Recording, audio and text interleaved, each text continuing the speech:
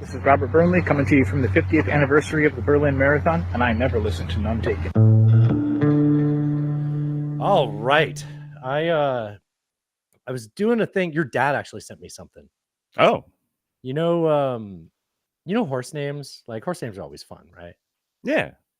And it reminded me of like funny horse names. Like for just an aside, and we say cunt in this house. I starting it off spicy first minute. You can't, if there's any sort of thing that's like, well, they cuss in the first 45 seconds, they can't put them on the air. Gotta ease them into that, Dustin. Yeah, exactly. So if you'll excuse me, I'm making a drink. I ran out of mixer, so this is whiskey mixed with ice cubes. Oh, preferred method, actually. It's not a bad mixer. Yeah, I'm pretty sure there's a Ron White joke coming up in the comedy segment that uses a line like that. Oh my goodness, we're almost to the bottom of this. Well, we'll see how that goes. So we say cunt in this house. So I always say, like whenever I hear Seabiscuit, it always makes me think, like, the C word, like Seabiscuit. Horse names are funny, right? Sure. And I imagine people cheering on a horse being like, come on, Seabiscuit, come on, Seabiscuit. That's funny to me. Like you're cheering for a cunt biscuit. I don't know, and then I started looking up some really funny horse names, and I kind of have a short list. And you know how this is, Alan. Like, yes, you're right. This will probably end funny, but I need you to play along. Don't overthink it. Just play along. The listeners love this, Alan. Okay. All right. Got it.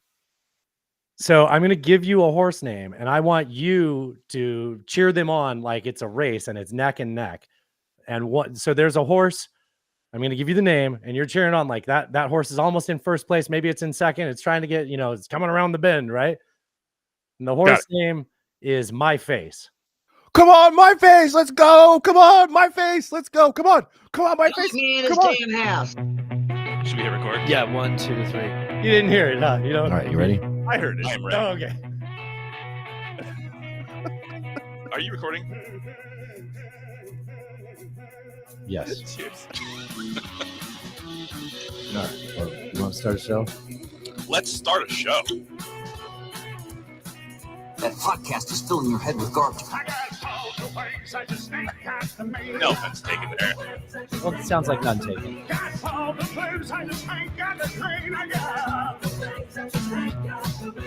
Ask your mama, she'll say the same thing. I got all the ways, I just ain't got the means.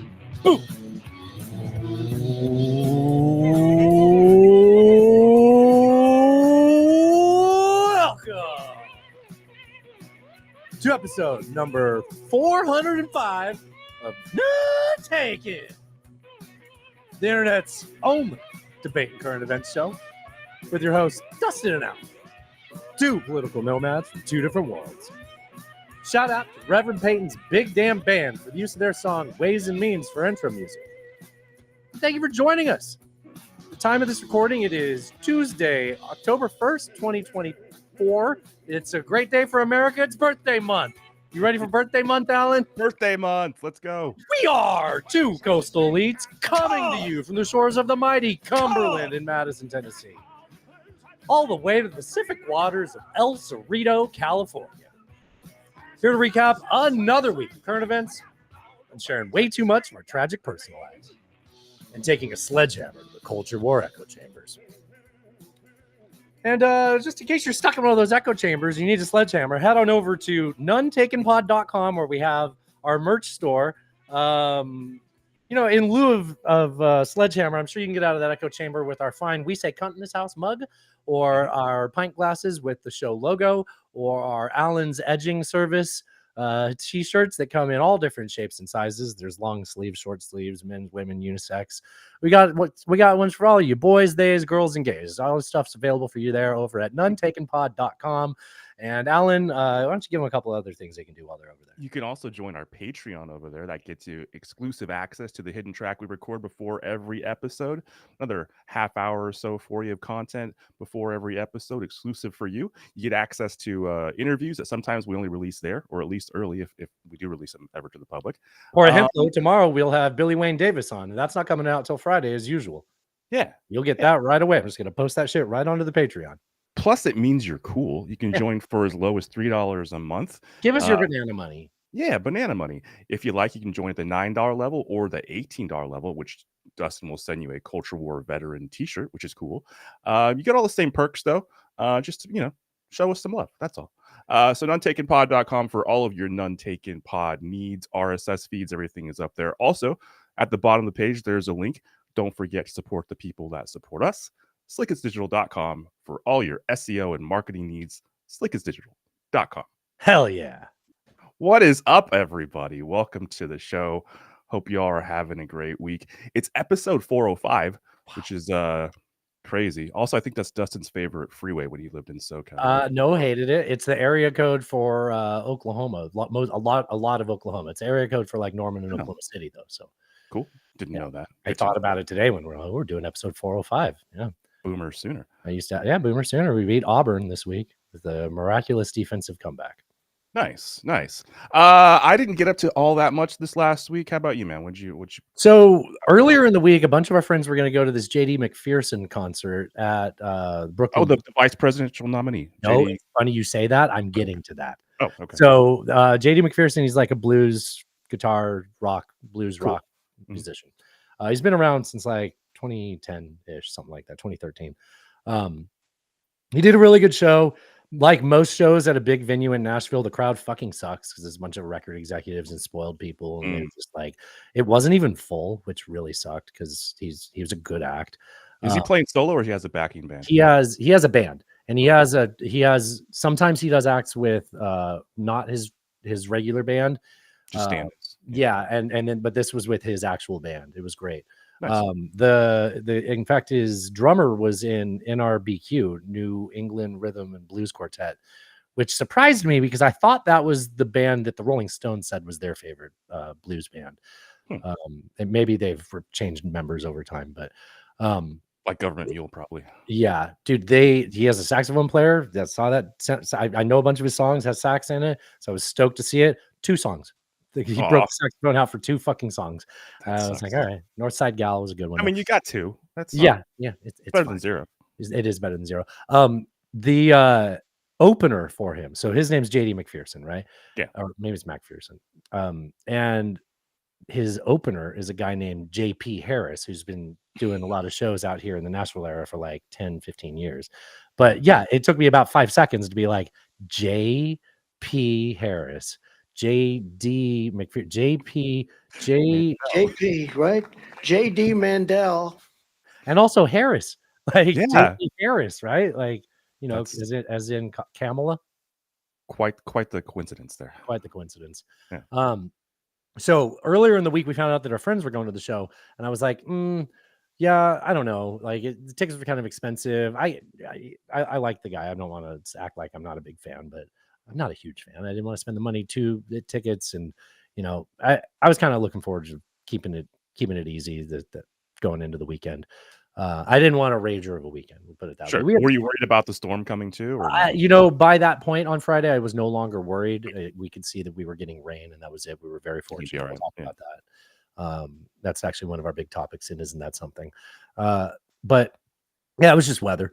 But driving home, literally like a mile from the house, Natasha calls me, and she's like, "Our neighbor just texted me that she has 2 tickets to the JD McPherson show." I was like, "All right, well, I guess we're going." Sweet. And then it became this whole awkward thing about like, well, who's going to drive? I was like, well, it's her and her mom, the neighbor, and then me and Natasha. And I was like, I don't want to fucking be responsible for driving. Then we're going to have to hang out with them. What if we don't like our neighbor and then we're stuck with not liking our neighbor, and then we don't like our neighbor forever because we had a bad night with them? I don't want any of that, And I was like, well, you know what? We'll drive you. And then, because they were going to Uber anyway. So we're like, you can Uber home. We can drive back with us. Depends if you want to stay out. If we decide to go home early, they're like, that's fine. You'll save us half the Uber cost. That's totally good. Nice. So they drove down with us. And then we ended up getting split up because we ran into our friends.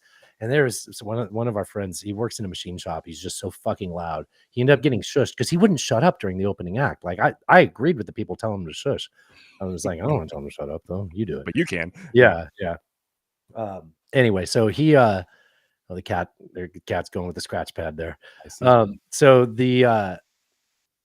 we split up. Then we end up meeting back up with her and her mom at the end of the show, and there's this older man there who looks to be about her mom's age. And I'm like, oh, that's cool. This guy's been flirting with her mom.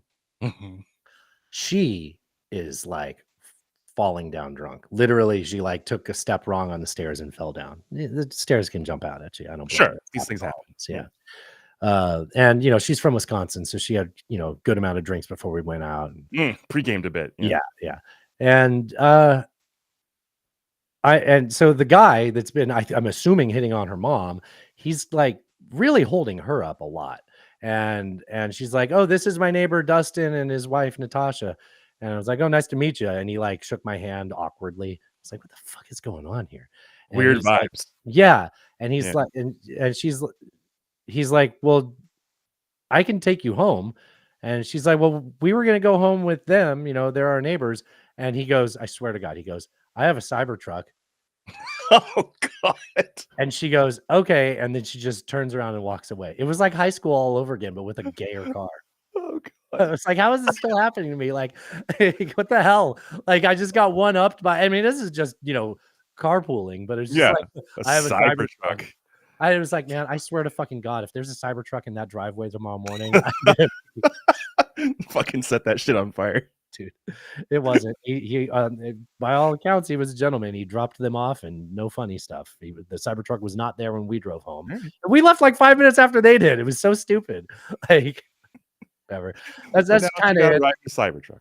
Oh, I do have something Natasha said for the week that kind of made me laugh. She was saying that, I don't know why. I think she like took all of like some of the Kind bars that we had in a box out from under the cupboard to make space. And she put them in a bowl so we can grab them like on the way to yoga or something like that. Have a snack. In the morning. Anyways, they're the little mini Kind bars. And she's like, we could give these Kind bars out for Halloween. Bad idea. I was like, are you trying to get our fucking house egged? Maybe in like Marin County, you could do that. That's like those people that give away like apples or pennies. Right. Like, do you remember people give away apple or like a toothbrush? There was some fucking dentist in the neighborhood. Toothbrush. I haven't heard toothbrush. I've definitely heard apples, but that's Hey Apple. Hey Apple.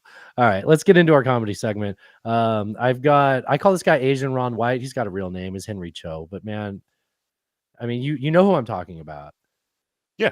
Look, Asian Ron White, Henry Cho, right? Oh, I know. Because listen to him talk. So we have a lake cabin.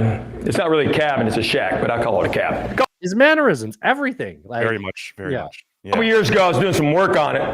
And anybody know what you call the stuff you put in between the logs of a log cabin? Chink. So I go to Home Depot to buy some chink. Alan, I have, I'm going to look for it. I think I have you talking about building a log cabin in the soundboard. Just hang on, all right? We don't think that way, why would we, okay? I'm just going to run in and grab a chink and run out. Oh, here it is. Here it is. Chink. I can't find it, so I have to ask for it. I see a guy who works there. I know he works there because he has an orange apron on.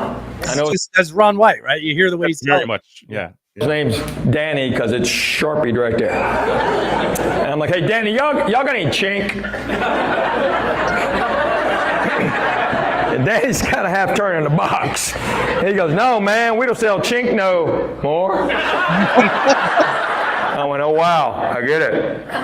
You know what? I'm going to go to Lowe's and do this again. I hit the long one. I try not to start with the long Taylor Swift. Sorry for that one. That's pretty good. And you learned something about building materials, Alan. See, I wasn't aware. For your racial slurs and your building materials. Now when I want to build a log cabin, I'll know what to ask for. Yeah. Hey, and look what we have here. Real Ron White. How about that? Real Ron White. Here we go. This is the one that I told you inspired my drink of choice because I ran out of Mountain Dew and forgot to buy ginger ale. I was in Melbourne, Florida one time, and I was driving a rental car, and I was by myself, and I'd had 2 drinks. I didn't make the drinks. I don't know how strong they were. Tasted strong. Whiskey and ice cubes. And I'm driving, and I look ahead, and there's a sobriety checkpoint, and I'm like, fuck. Which is what you say when you see a sobriety. Those are illegal, right? Those should be fucking illegal. First of all, it's an inconvenience, right? Like, it's an inconvenience to everybody who's following the law, right? Actually, that's the entire first of all, and the whole argument. Like you shouldn't be just stopping everyone because like wait until someone breaks the law and charge them with breaking the fucking law. They're pretty rare. I haven't seen them in a long time. I feel like there must have been California. They used to have them all the time. Yeah, I got in one in Berkeley a while ago, but that's How'd the you do? last one. That's fine. I hadn't been drinking. All right. Brady checkpoint. Fuck. And I get up there and the cop goes, Mr. White, I smell alcohol on your breath. I said, that's been there since 77, dude. You pour that much scotch on a tongue, it's going to smell like scotch forever. There's nothing you can do about it. We've tried everything that there is. He goes, well, I need you to blow into this breathalyzer. And I said, well, here's the bad news, Hoss. I'm not going to do it. I'm not, and I'll tell you why. Because if that piece of shit's calibrated wrong, I could be convicted of something I didn't even do. He goes, that I need you to do a field sobriety test. I'm like, just tell me what you want me to do. He goes, I want you to stand on one foot, raise the other foot. No bullshit, fuck that. I'm not doing that either. I'm not, and I'll tell you why. That's not a sobriety test. That's an agility test, and I'm not very goddamn agile, all right? I'm not, and it's not fair to me because I'm older. I'm not in that great a shape. I may or may not be a little drunk. Fuck, I don't know. You know what a fair drunk driving test is? Drunk driving. Get in the car. Let's do a couple of blocks. Let me show you some skills. I'm not a 21-year-old puking cheap tequila through my nose. I'm a 61-year-old raging alcoholic, motherfucker. Or that's what it said in the deposition. Oh, you and Kamala had a really well-timed laugh there. That's great. Yeah, I thought that was a good one. Ben sent in a great one from what's her name? What's her real name? Her name isn't Places I Took a Shit This Year. That's her Instagram at. How do I not follow her? I thought I followed her already. It is God damn it, I just had it a second ago and it went away. Logan Gunselman. Don't know the name. Okay. We've played her before. I'm sure, yeah. Doesn't it seem like whoever thought of how to spell the word diarrhea, like they thought of it while they were having diarrhea?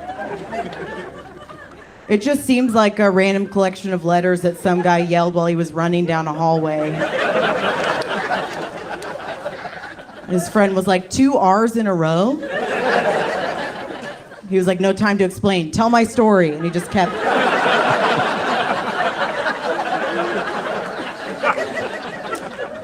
The fun thing about that joke is every time I decide to tell it, I have to Google diarrhea to make sure I'm spelling it correctly. I added it to the sheet. And at this point, my phone is like, do you want me to make you a doctor's appointment? Too many times. Doesn't... When I when I added it to the sheet, I was like, voice to text, diarrhea. Like, I can't type it. I don't know how to spell that. It's weird. Yeah, 2 R's in a row. I guess that helps, but I don't know where they are. Cody should give us the etymology of that word. That'd be great. Oh, that's a great idea. I thought you meant our friend Cody. Well, the other Cody. He could be our friend. Not this Cody. You think that you're going to outlaw alcohol, but really what you did is invent NASCAR. What we have next is Nameless sent in a few. We have one from Wilfred Padua about black crime. It's okay, he's brown, Alan. I was talking with a black friend of mine. He asked me why I think all serial killers are white dudes. It's like, why aren't there any black dudes that are serial killers? I was like, it's because you guys get caught after the first one. In fact, sometimes you get caught before the first one. And I explained to my friend that white people, you guys know that you get away with a lot of stuff. Like for your first 7 murders or something, a cop will be like, hey, I think a black dude did it. But to be fair to cops, at some point they'll look into it. They'll be like, we should probably check out that dude that dated every girl that died this year. Let's see if he knows which black guy's behind all this. Recently. It's funny because it's mostly true. Yeah. Okay, and then this is another one that's going to make you feel really comfortable. This is football team names and the cities that they belong in. Sometimes that's funny. Okay. All right. There's a professional soccer team in Chicago, and the name of this team is the Chicago Fire. Yeah, but I think that's messed up. Naming a team after a tragedy that has occurred in that city. Yeah. That'd be like naming a team the Philadelphia Fentanyls. Yeah. That'd be like naming a team the New York Jets. Hey now. My brother, he just landed in New York. He's like, he hates having to go to New York, and he's like, I wish I would have landed into the Pentagon or something like that. And I had this in the sheet already, so I sent it to him. I was like, this is relevant. Open it now while you're in the airport. Oh, how about that? It's time for how about that? How Speaking about of Cody Tucker, I've got this is a few things. This is about Nixon and Abby Hoffman. So I love this niche history that we get from Cody Tucker. Never stop doing this, bud. When Richard Nixon was president, his daughter Tricia had gone to Finch College. Nixon decided to throw a party at the White House for the alumni of Finch College. One of the girls who went to Finch College was a young girl named Grace Wing. So Grace Wing got an invite. But this time, Grace Wing had changed her name to Grace Slick. Yeah, the singer of Jefferson Airplane. Nixon and the hippies notoriously did not get along. So Grace Slick decided to invite her good friend Abby Hoffman to this party. If you don't know who Abby Hoffman was, a complete hippie lunatic. They decided that they would go to the party and make it a little special. Their plan was to spike Richard Nixon's tea with 600 micrograms of LSD. But because the party had been billed as an all-ladies party, Abby Hoffman was recognized immediately and thrown out. He left, Grace Slick went with him, which means we were about this close from having Richard Nixon tripping balls in the White House. Oh, how about that? Yeah, that would have been a good time. That would have been amazing. I want that timeline. Take me back. Yeah, I know, man. It'd be a whole different universe, right? That'd be amazing. I'd be curious to see how that worked out. If that would lead to him being like more open-minded or like very like insecure and out of control and uncomfortable. And I think it'd be a good thing. I think it might maybe be a good thing. But man, when you don't know, like if you didn't know, I mean, that would be a thing to start happening to you, right? And Nixon's got a very specific type of personality, worldview. That might not have been a good surprise for him, right? Perhaps not. Have you ever noticed that we don't get a lot of like obviously there's a bunch of like Gen Z added things like spill the tea and stuff like that to our culture, but there hasn't been a lot of like there hasn't really been a lot of advancements in slang in our lifetime. And alpha is just too bizarre for me to understand, and I'm full boomer with it. Here. Need some help from the Caucasian race. Why did y'all stop coming up with phrases? Y'all used to be in y'all bag. Y'all used to give us some of the greatest phrases. When I was growing up, the older white folks used to say, "I don't give a rat's ass," or "You're skating on thin ice, buddy." Or one of my favorites, "Get a load of this guy." I feel like y'all just stopped doing that. What happened? Like, why y'all not giving us these good phrases anymore? I really miss y'all going like, "Oh, newsflash, pal." You know what I'm saying? "Hold your horses, bucko." My favorite one, off the rip, "Get a grip, buddy." I love telling people get a grip. That used to be my thing. See somebody acting out of line, man, get a grip. You know what I'm saying? Now we ain't got that no more because y'all just stopped making phrases. I need y'all to get back and make some phrases, man. "I don't give a rat's ass." That's it right there. He's gonna go off there. There isn't anything new in that one, so I'll leave it there. But if he's got a point, right? "Get a grip" is really fun. It does sound weird to say now. Also, a very good Aerosmith album. Oh yeah, it's a good album. What does "Get a Little of This Guy" even mean? I know the phrase, but is it load? Take a look. Is it load like LOAD? Is it that kind of load? Well, how else do you spell load? LODE? Does that mean something different? Yeah, it's Load. definitely like. I get it. You know what? You're weird with picking apart phrases like this sometimes. Like you hate the phrase "big time" because you're like it doesn't mean anything, and I'm like, yeah, it does. It means big time. That's a good one. Nobody says big time much anymore either, at least, or if they do, it's not new, right? Like big time is like 40 years old now. I love big easily. Time. I've never liked that you don't like big time. Anytime I hear someone say big time, I think Alan hates that. You only know that because you're a close personal friend. I don't like if somebody says it in conversation. I don't like it doesn't bug you. I don't. No, it does. But I just don't berate them. I don't say anything about it. I let it go. I let it slide. If I think of any others, I'll bring them up. But that's where I'm at right now. I think big time's probably the one that I think of the most. You know what? Another one I liked is like something's calling. They want their blank back. That was a good one. That was a good one. Yeah, that was a good one. The 90s are calling. They want their genes back. Yeah, Yeah, that's- exactly. Yeah. yeah. That always makes me think of David Spade. I don't know if he invented it, but he perfected it. He definitely perfected it. Yes. Here is what's this one? This is this is a cool. Did you know? Did you know Florida almost had the canal like chopping it, lengthwise, like at the base? We can do it with nukes because Florida's America's dick. yeah. Wait, do it with nukes like the Yeah. Israeli Right, canal? right. Maybe. I don't know. They got plans here. In the early 1930s, a plan proposed to split the state of Florida in half, and it almost succeeded. You ever flown over Florida? You've No. flown like into Miami or something, right? No, I've never been to Florida actually. Dude, it is amazing. When you fly over it, you're like, this is mostly not land. Like this, Really? you look down at it, you're like, A, it's mostly not land. 2, it is like the water is right next at the land level. Like it's just the whole thing is just barely hanging on to sea level. Like Florida's a scam. Okay, here we go. The Cross-Florida Barge Canal, proposed as part of the New Deal programs, would have allowed ships to navigate through Florida rather than around its tip, reducing shipping routes up to 600 miles. Franklin D. Roosevelt approved the plan and spent $5 million to fund it. Work began, but politicians lobbied against the project, halting development. In 1942, $93 million more were authorized, but never delivered. That changed in 1963 when President Kennedy restarted construction. Under President Johnson, vast regions of the landscape were cleared, completing 28% of the canal's total length. By 1971, and $70 million later, President Nixon ended the project via executive order after 107 miles of canal were constructed. Some areas of the canal are over a mile wide, leaving an obvious and ugly scar in the Florida landscape.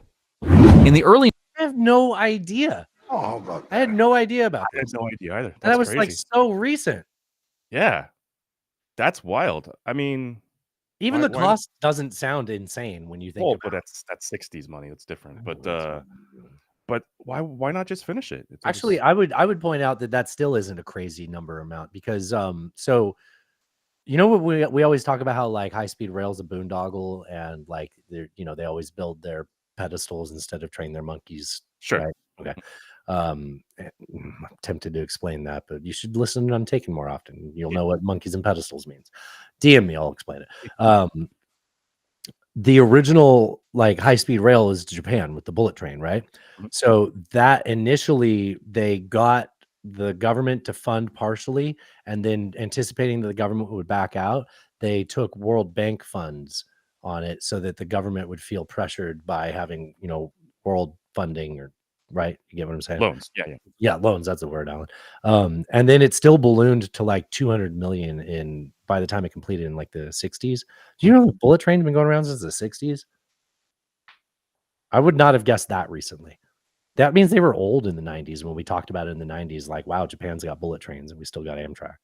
The only thing that makes me think, that checks out is because Russia has a bunch of electric trains. Yeah, like okay, yeah, that makes sense. It's 50-year-olds. They were gonna pull the plug on it, but they were like, we're down to the last mile, we're laying track, we're closing it, and like and then it was done, and that's how they got to it. But it was some cost fallacy, is what you're telling. But it's always been a scam. Like from the greatest example of it working, it's always been a scam. Like it's always been lying to the legislators about how much it'll really cost, and then doing it anyways because it's going to be worth it in the end.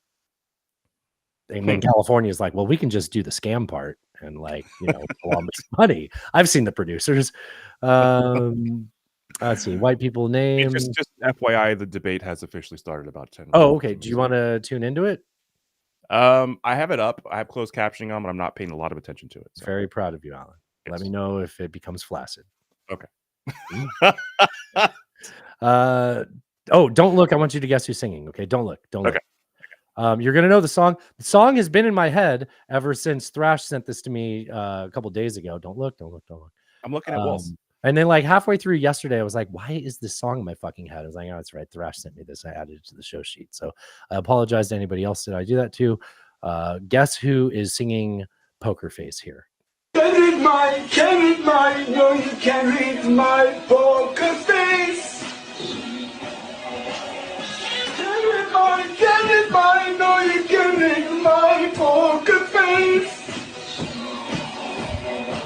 Can it mine, Go ahead and look. Go ahead and look. No, you can't read my poker face. Is that Osama bin Laden? Yes. Everybody know you can read my poker face. Why does he sound nearly atypical? Dude, it is so crazy to realize, like, because he's been dead for a long time now, and this is early Lady Gaga. This is the early Lady Gaga and the late Bin Laden. Turns out they overlap. Why does it sound like he is mentally afflicted in some manner? Maybe he can't. Well, who's to say he's not, Alan? I mean, there might have been a lot of inbreeding in that family. We don't know that. It's fair. Well, it's hard to have inbreeding when you have that many wives. Okay. Right? You probably don't have a lot of inbreeding when you got concubines, right, Alan? Probably not. It's probably less likely. Maybe I made that up. I don't know. You know what? Speaking of people with some sort of undiagnosed affliction, I had no idea you set me up so well for this. I was listening. Did you listen to the intelligence this morning? Yes. Did you get the feeling that when they were talking about the prime minister of Japan, that they were just like dancing around the fact that he sounds really autistic? Actually, I think they kind of. They didn't say it. They never said it. They didn't say it? Okay. No, they didn't. He likes his trains.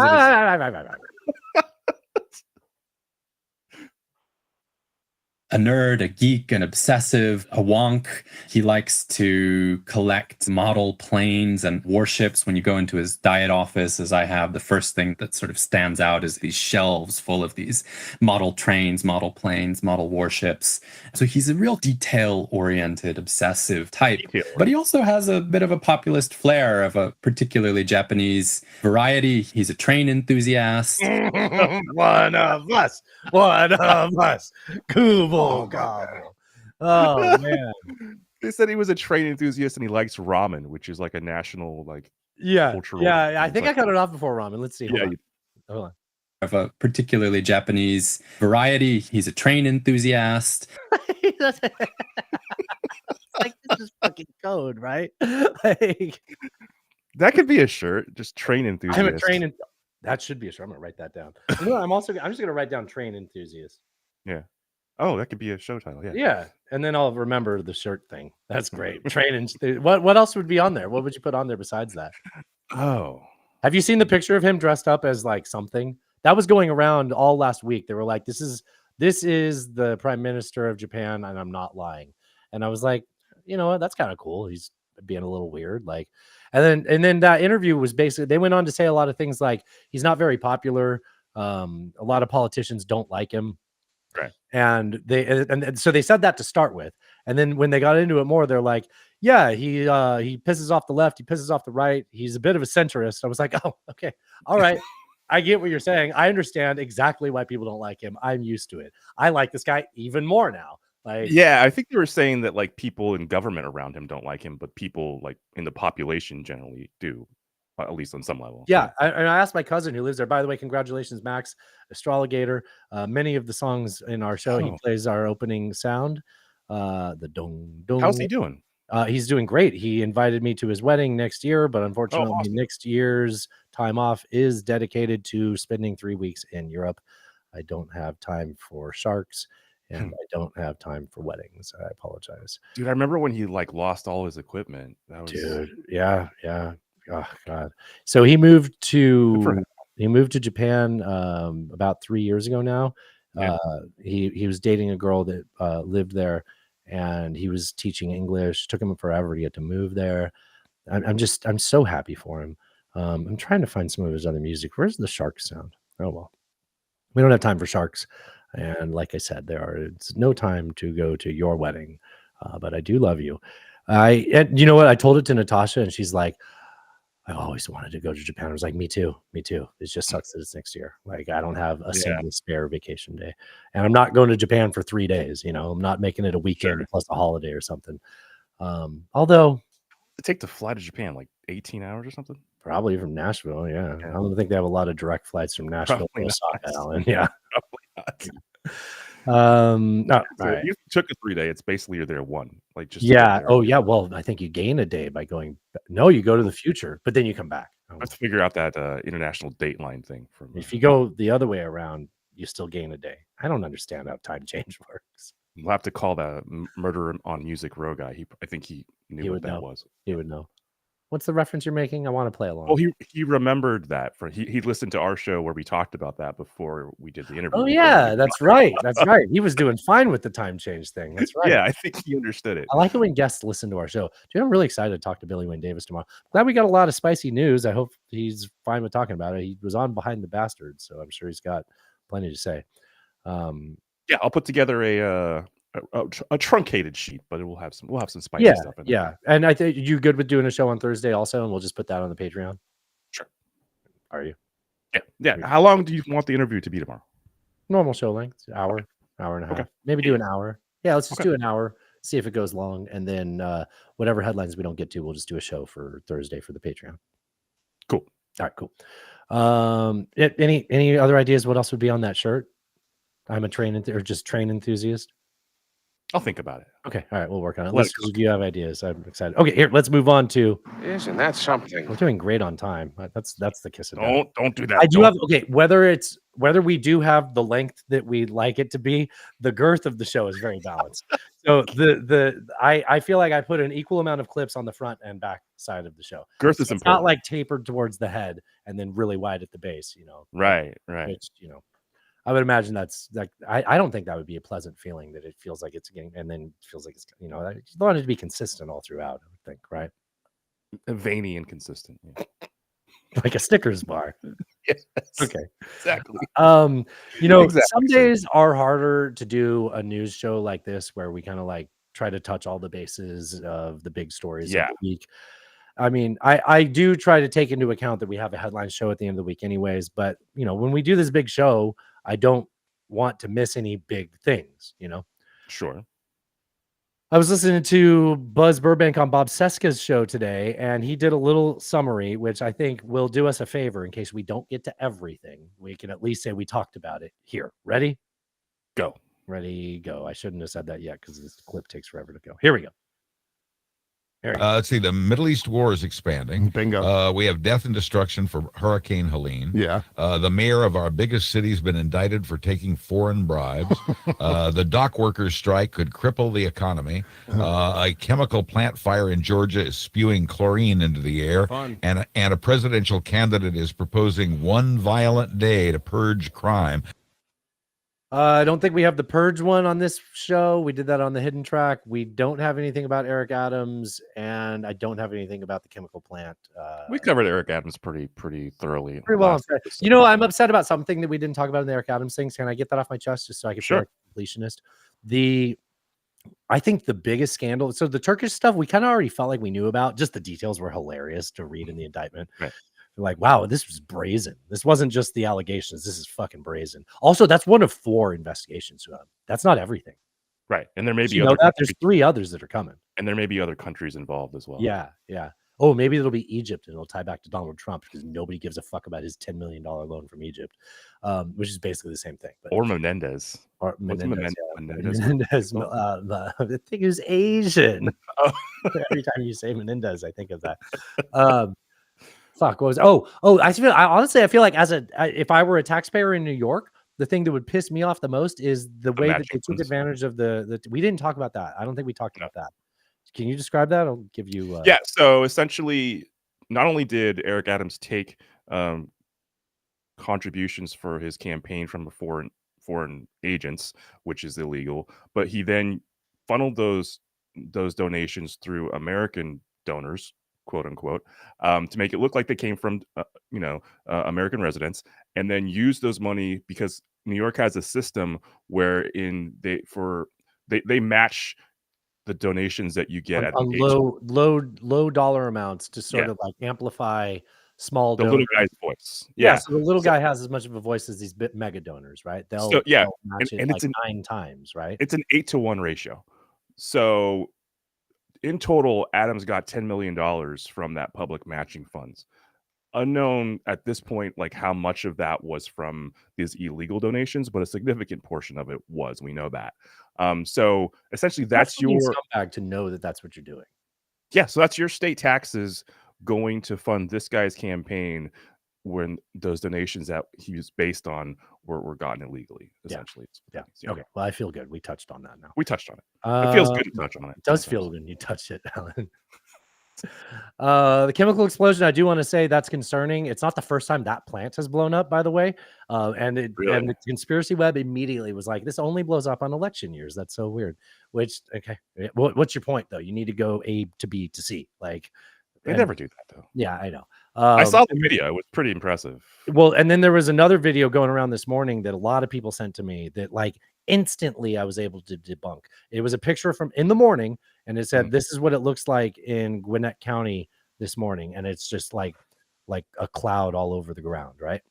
And I was like, well, I'm just going to use an advanced search tool called Google Weather and look at the meteorological conditions in Gwinnett County. And it was 90% humidity. It was a dew point of 64 and a temperature of 68. And it was like 1,200 feet elevation where you start to lose temperature at the higher elevation, right? And your cloud level closer to cloud, whatever, you know what I mean by that. Like, you motherfucker. Like, that's called fog.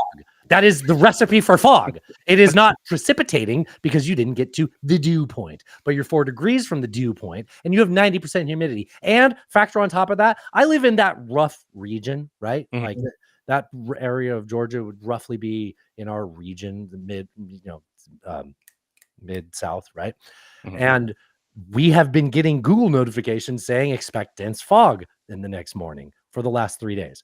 So it's fog. Like, that sounds like this fog. does not mean that I don't think that chemical factory needs to be responsible for the fact that a sprinkler malfunctioned and it caused when water reacted to that chemical, it caused that, I guess you call it an explosion, or that effect of that chemical reaction. Yeah. I mean, that's horrible. There's going to be consequences of that. But that video was a lie. And it's just so easy to apply critical thinking to debunk those things. It's so frustrating that person got, 1 million likes and views off of that.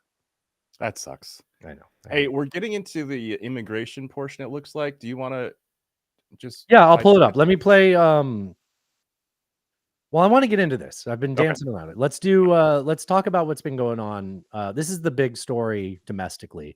I'll fire up the debate and I'll pause it and then we'll jump back into wherever they're talking. Okay. So they mentioned Hurricane Helene. Nashville, we got very lucky. We had a storm. We had a storm that came through earlier that week, and our ground was somewhat saturated. And then it rained so much that it was like very saturated, and anywhere that had like dry streams became. We have a little stream on the side of our house that's mostly dry, and we know it's bad weather when that stream is running. Starts going, yeah. Really bad when that floods our yard. That's kind of because it goes down the side of our house and it 90s at the street when it hits that little culvert there or whatever, that ditch, and it overflows at the 90 and then that backs up into the front yard. That's when we know things are real. It didn't even get to that. Like, we got so fucking lucky. And then I started seeing things where there was like hospitals in southeastern Tennessee. There was a hospital where they had the first floor got flooded. They lost all their power. They were life supporting or taking people up to the roof like it was Katrina and airlifting them out of there. That one, I haven't even seen more stories about that because Asheville got straight up wiped off. Well, North Carolina got absolutely fucking pummeled. Asheville, every highway in and out of it got wiped out.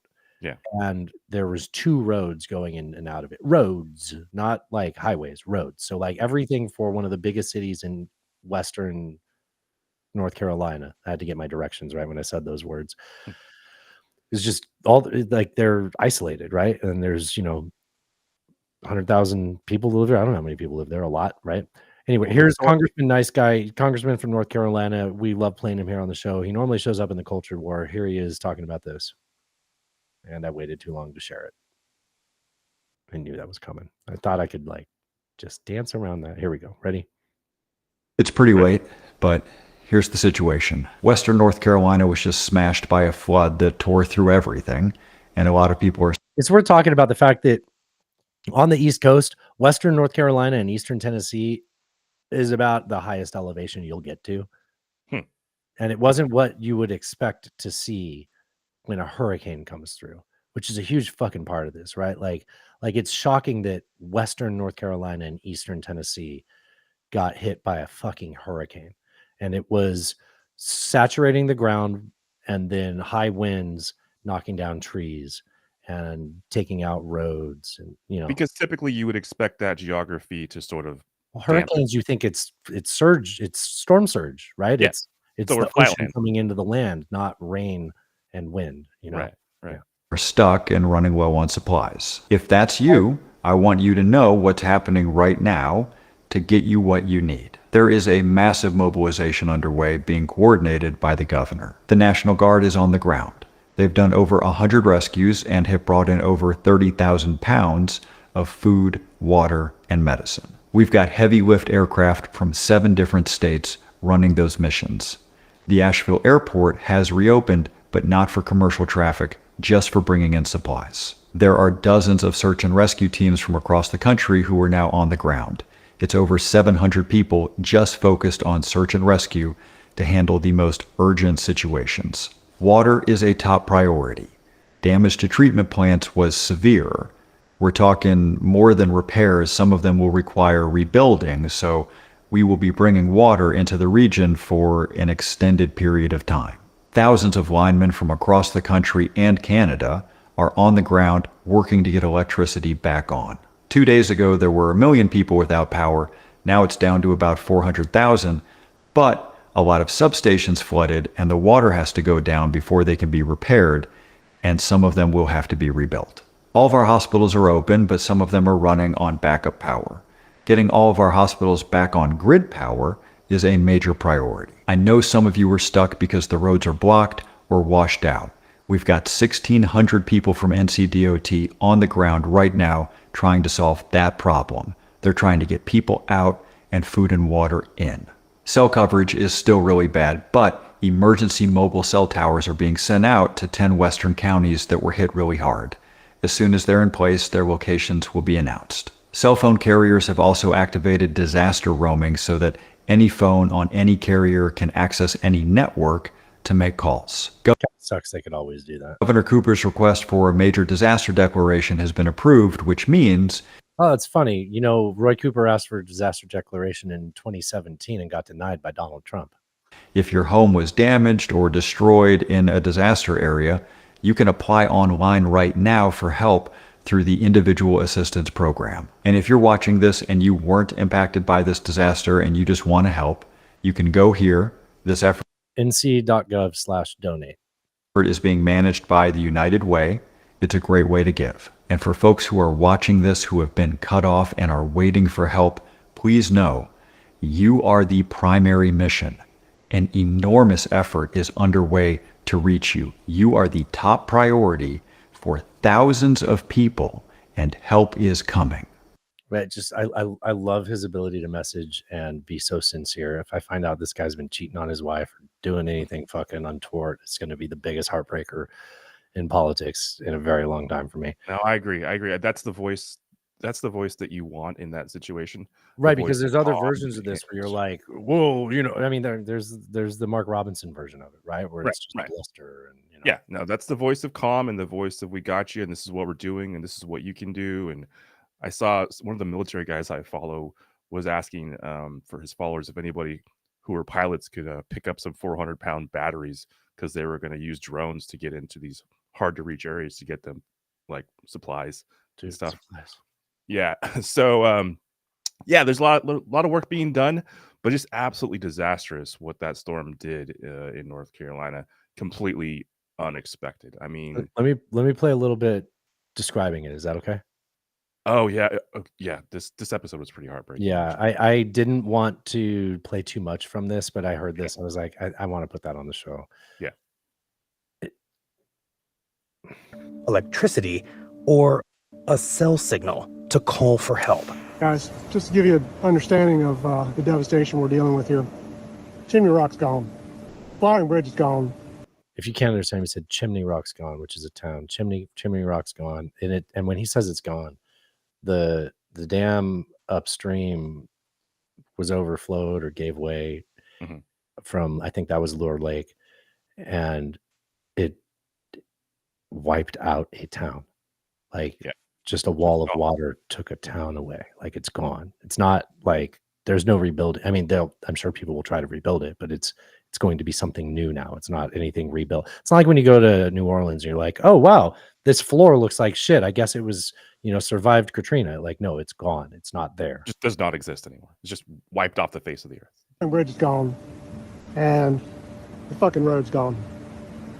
So I don't know what they're going to do to get us out of here, but we have to figure it out. 'Cause this shit's crazy. The water also swallowed large parts of the town of Swannanoa, leaving only the rooftops of buildings peeking out.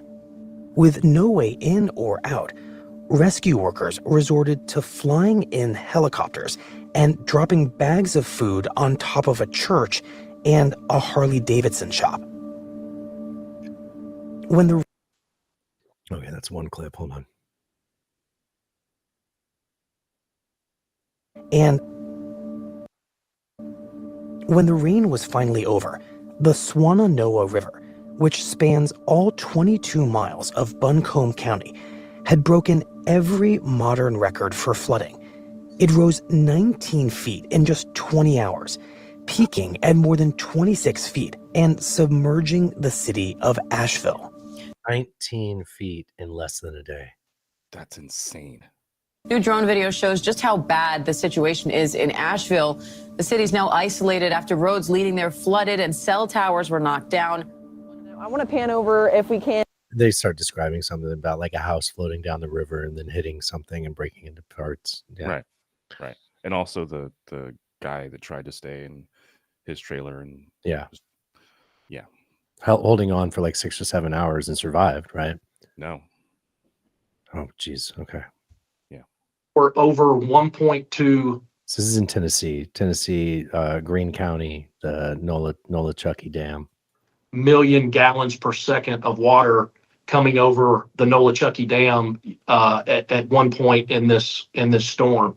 As a matter of context, the peak daily flow for Niagara Falls is right at 700,000 gallons per second. So we are almost double in this event what is the peak flow for Niagara Falls. It's just hard to fathom. I mean, that wasn't a big, that's not like a notable waterway. Right. I think like I could compare this to the Niagara fucking Falls, right? Good thing climate change is a hoax, right? Oh, it's a good thing that the Tennessee National Guard just sent a bunch of troops to fucking Kuwait. That's a good thing. I'm glad that we're using our resources like that. Yeah. What else could the National Guard be doing better than being in fucking Kuwait? I hadn't even heard that. That's all right. So all of that sets up the fact that let's get back into our subject that we love to talk about, American politics. So here's Donald Trump being a complete piece of shit. And if that bothers you, why don't you listen to the context of this? Because now's not the time to get your culture war bullshit and try to get an extra 100 people in a county to like you. Like, you don't need to fight. This is the time to get more people to like you by being a fucking human, right? Like having a soul and being like, I gotta give our president credit for how he's handling this. I think that, I would do a better job and you should elect me. I'm coming up with this on the fly right now, but you don't do this. The governor's doing a very good job. He's having a hard time getting the president on the phone. I guess they're not being responsive. The federal government is not being responsive, but they're having a very hard time getting the president on the phone. And then here's the governor having a conversation about a conversation he had with Biden the prior day. The president just called me yesterday afternoon. I missed him and called him right back. And he just said, hey, what do you need? And I told him, we got what we need. We'll work through the federal process. He offered that if there's other things we need, just to call him directly, which I appreciate that. Let me get this straight. He's lying. And the governor told him he was lying. The governor told me he was lying. I've spoken to the governor, spending time with him, and he told me he's lying. I don't know why he does this. And the reason I get so angry about it, I don't care about what he says about me, but I care what he communicates to the people that are in need. He implies that we're not doing everything possible. We are. The governor's doing a very good job. Isn't that something? I hit all my buttons, Alan. It is something. I mean, it's such BS, but I mean, he showed us over and over again who he is. I mean, at this point, if you The fact that it's not surprising doesn't mean it's not noteworthy. Like, I mean, no, absolutely, absolutely. But if you haven't figured it out by now, I don't know what it's gonna take to convince you. I just don't. I don't know what. And I don't even care about it from the convincing part. It's about him spreading bullshit and that becoming a part of the conversation. I mean, look, his fucking sycophants in the media on his version. You know, we got the MSNBC on the left and we got Fox News on the right. You know, those are the state medias here in the U.S. His state media correspondent goes to the White House and asks KGP this.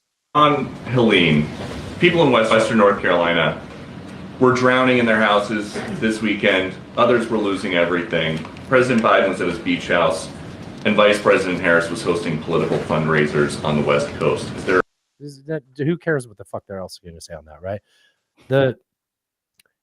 It worked. He got it out there. He got people in the media asking questions of the White House spokesperson. I mean, here's the truth: Biden pre-authorized relief for these storms before they hit. Like, we saw this coming. He said, there is a relief limit. I have pre-authorized us to raise that limit to give people whatever it is they need. Do not have there be some bureaucratic hurdle in the way. Right? Yeah. There's only one president that I can think of who's denied disaster relief, and that's Trump. When Puerto Rico needed it, and their governor, whatever they call it in Puerto Rico, Alan, your people. Puerto Rico. She said something bad about Trump because he went down there like it was Dave and Buster's throwing paper towels into the crowd. Yeah. Like, so she said something bad about him and he denied their aid. He denied $42 billion that got approved to Puerto Rico. He denied it. And when Roy Cooper of North Carolina in 2017, after Matthews, he denied 99% of the aid that was requested then. So there's one president we can talk about that's actually done this, and it's him. And I wouldn't have cared to fucking talk about this if you didn't want to fucking lie, right? And let's talk about some more facts. There's 3,300 FEMA workers on the ground in the affected area. There's 5,500 National Guards from 11 states, and there's SAR, search and rescue people from 19 states. Biden isn't resting on the beach or throwing paper towels into a crowd. I mean, I don't even, it's hard to even respond. It's like, I don't know what else to say here. It's so plainly obvious, the bullshit. And what really sucks, I guess, you could say this, is to attempt to profit politically off of a tragedy by lying about it is just it's disgusting, right? It's disgusting. I remember when I was a kid, the Pearl Harbor movie came out, and like I had a friend that was like kind of holier than thou. Friends from San Diego. Remember that guy John Fisk? Like, I'm sure he's like doing really well. He was one of those people that like you looked at him in high school and you're like, you're gonna be a CEO or something. And I remember being like, hey John, you gonna go see Pearl Harbor this weekend? He's like, I don't really want to see a movie that's profiting off a tragedy. I was like, I mean, it's Michael Bay movie. Like, I don't like that's not what it's doing. But yeah. But that kind of stuck with me, right? And it's like, yeah, that was, I guess I didn't realize it was a little scummy. Because they made the 9/11 movie like 4 years later, right? That one I was like, hey, this is a little too soon, Nick Cage. But I'm way off from the point. I mean, like, yeah, he is trying to profit off of a tragedy, right? Like, it's just it's disgusting. It's fucking disgusting. It really is. Like, it's fucking distracting. That's my Christian Bale impression. Remember when he was yelling at that guy on the set saying it's fucking distracting? I want to talk about the strikes, but the longshoreman strikes. But I feel like we should get some of this debate coverage in first. You want to get a little debate coverage in? Yeah, sure. Are they still what are they talking about now? Oh, I don't know. They were going back and forth. I saw that Vance said was claiming that the moderators were not supposed to fact check, and they fact checked him, so he was going to fact check Walls or something. I'm not sure exactly. I haven't paid a lot of attention. Okay, here, let's touch in. Villainize other human beings. Tim, Governor, your time is up. Senator, I'll give you 1 minute, but let me just ask you the question first. The governor has made the point, and I think as a sitting lawmaker, you know that Congress controls the purse strings and any funding.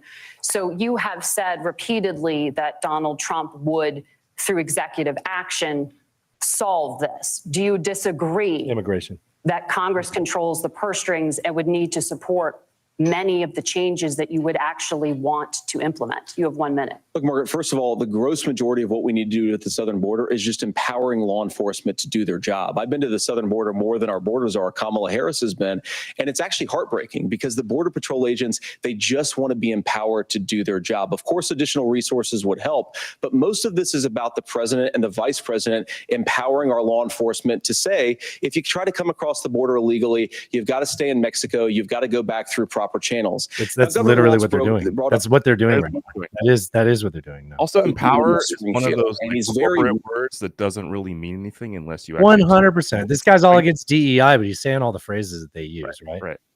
worried about the things that I've said in Springfield. Look, in Springfield, Ohio, and in communities all across this country, you've got schools that are overwhelmed. You've got hospitals that are overwhelmed. You have got housing that is totally unaffordable because we brought in millions of illegal immigrants. How are they illegal? How are they paying? Yeah, they're not illegal. How are they paying for those houses? How are they paying for those houses? With jobs, okay, right? So that means they're paying taxes. That means to compete with Americans for scarce homes. The people that I'm most worried about in Springfield, Ohio, are the American citizens who have had their lives destroyed by Kamala Harris's open border. It is a disgrace, Tim. And I actually think, I agree with you. I think you want to solve this problem, but I don't think that Kamala Harris does. Senator, your time is up. Governor, you have 1 minute to respond. Yeah, well, it is law enforcement that asked for the bill. They helped craft it. They're the ones that supported it. That's because they know we need to do this. Look, this issue of continuing to bring this up, of not dealing with it, of blaming migrants for everything. On housing, we could talk a little bit about Wall Street speculators buying up housing and making them less affordable, but it becomes a blame. Look, this bill also gives the money necessary to adjudicate. I agree. It should not take 7 years for an asylum claim to be done. This bill gets it done in 90 days. Then you start to make a difference in this and you start to adhere to what we know, American principles. Look, I don't talk about my faith a lot, but Matthew 25:40 talks about you mean 2 Matthew 2 Corinthians do unto me. I think that's true of most Americans. They simply want order to it. This bill does it. It's funded. It's supported by the people who do it, and it lets us keep our dignity about how we treat. All right, I think other we're good people. on that. Let me skip ahead and see if I can happen to catch any of the moderating. Let's see if I can see about anything. A lot about how much you can trust her actual plans. Now, Donald Trump live the American. My pro tip of the day is this. If you need heart surgery, listen to the people at the Mayo Clinic in Rochester, Minnesota, not Donald Trump. And the same thing goes with this. And I ask you out there, teachers, nurses, truck drivers, whatever, how is it fair that you're paying your taxes every year and Donald Trump hasn't paid any federal tax in the last 15 years, in the last year as president? That's what's wrong with the system. There's a way. All right, we're good here. We got really lucky on the last debate. Every time we dropped it, it was like serendipitous. Okay, I do want to talk about the longshoreman strike. Okay, so here is the head of, is it Harold Daggett? Yeah, I think so. Daggett-Toga? You're not supposed to say that word anymore, Alan. So this is Harold Daggett in an interview. I don't know who the interview was with, but he's laying out the claim. Talk about what's happening, and then I'll play the clip. So essentially, the longshoremen, so the people that work at the docks, who are responsible for bringing all that stuff that comes in from across the ocean, that gets on your shelves at Target and Safeway or wherever you shop. All that stuff, most of it goes through ports, and so the longshoremen are the people that unload those boats and get the stuff where it's supposed to go. And so they have been in a fight with their the corporations. The unions have been in a fight with the corporations as to their pay, their wages, etc. Like an 8% raise, I think. Yeah, and these corporations have seen massive profits ever since we had all these supply chain issues during COVID, and these people all worked through COVID. Actually, he's going to talk about that. Okay, so that's what's going on, is they're on strike. Yes. But today, from the East Coast through the Gulf, the West Coast is not on strike. It's my understanding. I haven't heard him say anything about the West Coast. Can you look that up? I'm going to play this. Today's world, it's changing into the future. They're not making millions no more. They're making billions, and they're spending it fast as they make it. I want a piece of that for my men, because when they made their most money was during COVID. When my men had to go to work on those piers, every single day when everybody stayed home and went to work. Not my men. They died out there with the virus. We all got sick with the virus. We kept them going. From Canada to Maine to Texas, Great Lakes, Puerto Rico, now the Bahamas, everybody went to work during COVID.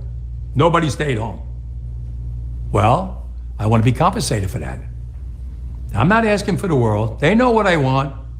They know what I want. And if they don't, well, then I have to go into the street and we have to fight for what we rightfully deserve. These people today don't know what a strike is. Right. When my men hit the streets, from Maine to Texas, every single port will lock down. This guy seems like someone I wouldn't want to fuck with. He does. You know Yeah, what's it is East Coast and Gulf only. Okay. Gonna happen? I'll tell you. First week, be all over the news every night, boom, boom. Second week, guys who sell cars can't sell cars because the cars ain't coming in off the ships. They get laid off. Third week, malls start closing down. They can't get the goods from China. They can't sell clothes. They can't do this. Everything in the United States comes on a ship. They go out of business. Construction workers get laid off because the materials aren't coming in. The steel's not coming in. The lumber's not coming in. They lose their job. Everybody's hating the longshoremen now because now they realize how important our jobs are. Now I have the president screaming at me, I'm putting a Taft-Hartley on you. Go ahead. Taft-Hartley means I have to go back to work for 90 days. That's a cooling off period. Do you think when I go back for 90 days, those men are going to go to work on that pier? It's going to cost the company's money to pay their salaries. Well, they went from 30 moves an hour maybe to 8. They're going to be like this. Who's going to win here in the long run? You're better off sitting down and let's get a contract and let's move on with this world. And in today's world, I'll cripple you. I will cripple you, and you have no idea what that means. Nobody does. Oh boy. But isn't that something? I got a cat on my lap, so I got to do everything with one hand. I that I gotta is say, I have nothing bad to say about this gentleman, and I support him completely. I don't want him to find out where I live or anything. Like, He might be overblowing the consequences just slightly there as far as timelines. I don't know if a week in or 2 weeks in you're going to have that catastrophic of consequences over a period of time. Certainly what he's saying will absolutely be true, but I don't know if it'll happen that quickly. During the pandemic, when there were all those supply chain issues, I had a friend who worked for a Toyota plant in Kentucky, and they were like cutting shifts all the time because they relied on such a on-time delivery of parts that they needed to build these cars. That your bear keeps showing up. Oh, does it? Okay. Okay, sorry. Because that made them more profitable in the way that they could do Right. that. If they could do it just right. It was everybody, retail was doing that, right? Same. Just in time was the thing with everyone. Yeah. Right. So because of all the issues that were happening around COVID, that whole model broke down and they weren't able to function properly like they were before that. So if something like this happens again, like you could see serious consequences in all kinds of sectors throughout the economy. I gotta say, I really do support the workers in this. I mean, just pay the fucking workers. Like you're making money hand over fist. They want an 8% raise. They're concerned about technology taking over everything that is affording them their living. Your right to concern about like we can automate a lot of this. I mean, you can afford to just pay them though. Like, just pay the fucking workers and don't make the union boss hold us hostage because he fucking scares me. Like the nerve of that guy to be like, yeah, what I just described, I'm fine being the person that makes that inevitable. Where are you going, Mr. Pompey Cat? Where are you going, Pompey Cat? I will say there's a guy named Mo. I don't know how much he likes to get mentioned on the podcast. Mo's got a point when he says that it's fucked up that Jerome spent so much fucking work getting us a soft landing on the Powell. Yeah, Jerome Powell spent so much work getting a soft landing, and then these guys are just gonna fuck the whole thing up, man. Like it really could. Like I don't have anything bad to say about this guy that we were just talking about, Alan. I am going to Mhm. present something onto the screen, and just for funsies, I'd like you to read it. And just for the record, Alan Smith, not Dustin Hare. Just if anybody gets confused. It's like when Harold- people talk about Marvin Harrison. I'm like, who? Never heard of him. His son's in the NFL now. I'm like, wow, now his dad was in the NFL. I've never heard of this man, not once in my life. And if you don't get that, Google Marvin Harrison car wash and you'll understand. Okay, so Harold Daggett, the guy we were just talking about, who pledged to cripple the United States, owns a 75-foot yacht, a Bentley, and gets paid over $300,000. 900. Oh, 900,000. He was acquitted on RICO charges after the main witness against him, mobster Lawrence Ricci, was found Decomposing is the word. Decomposing in a car trunk in New Jersey.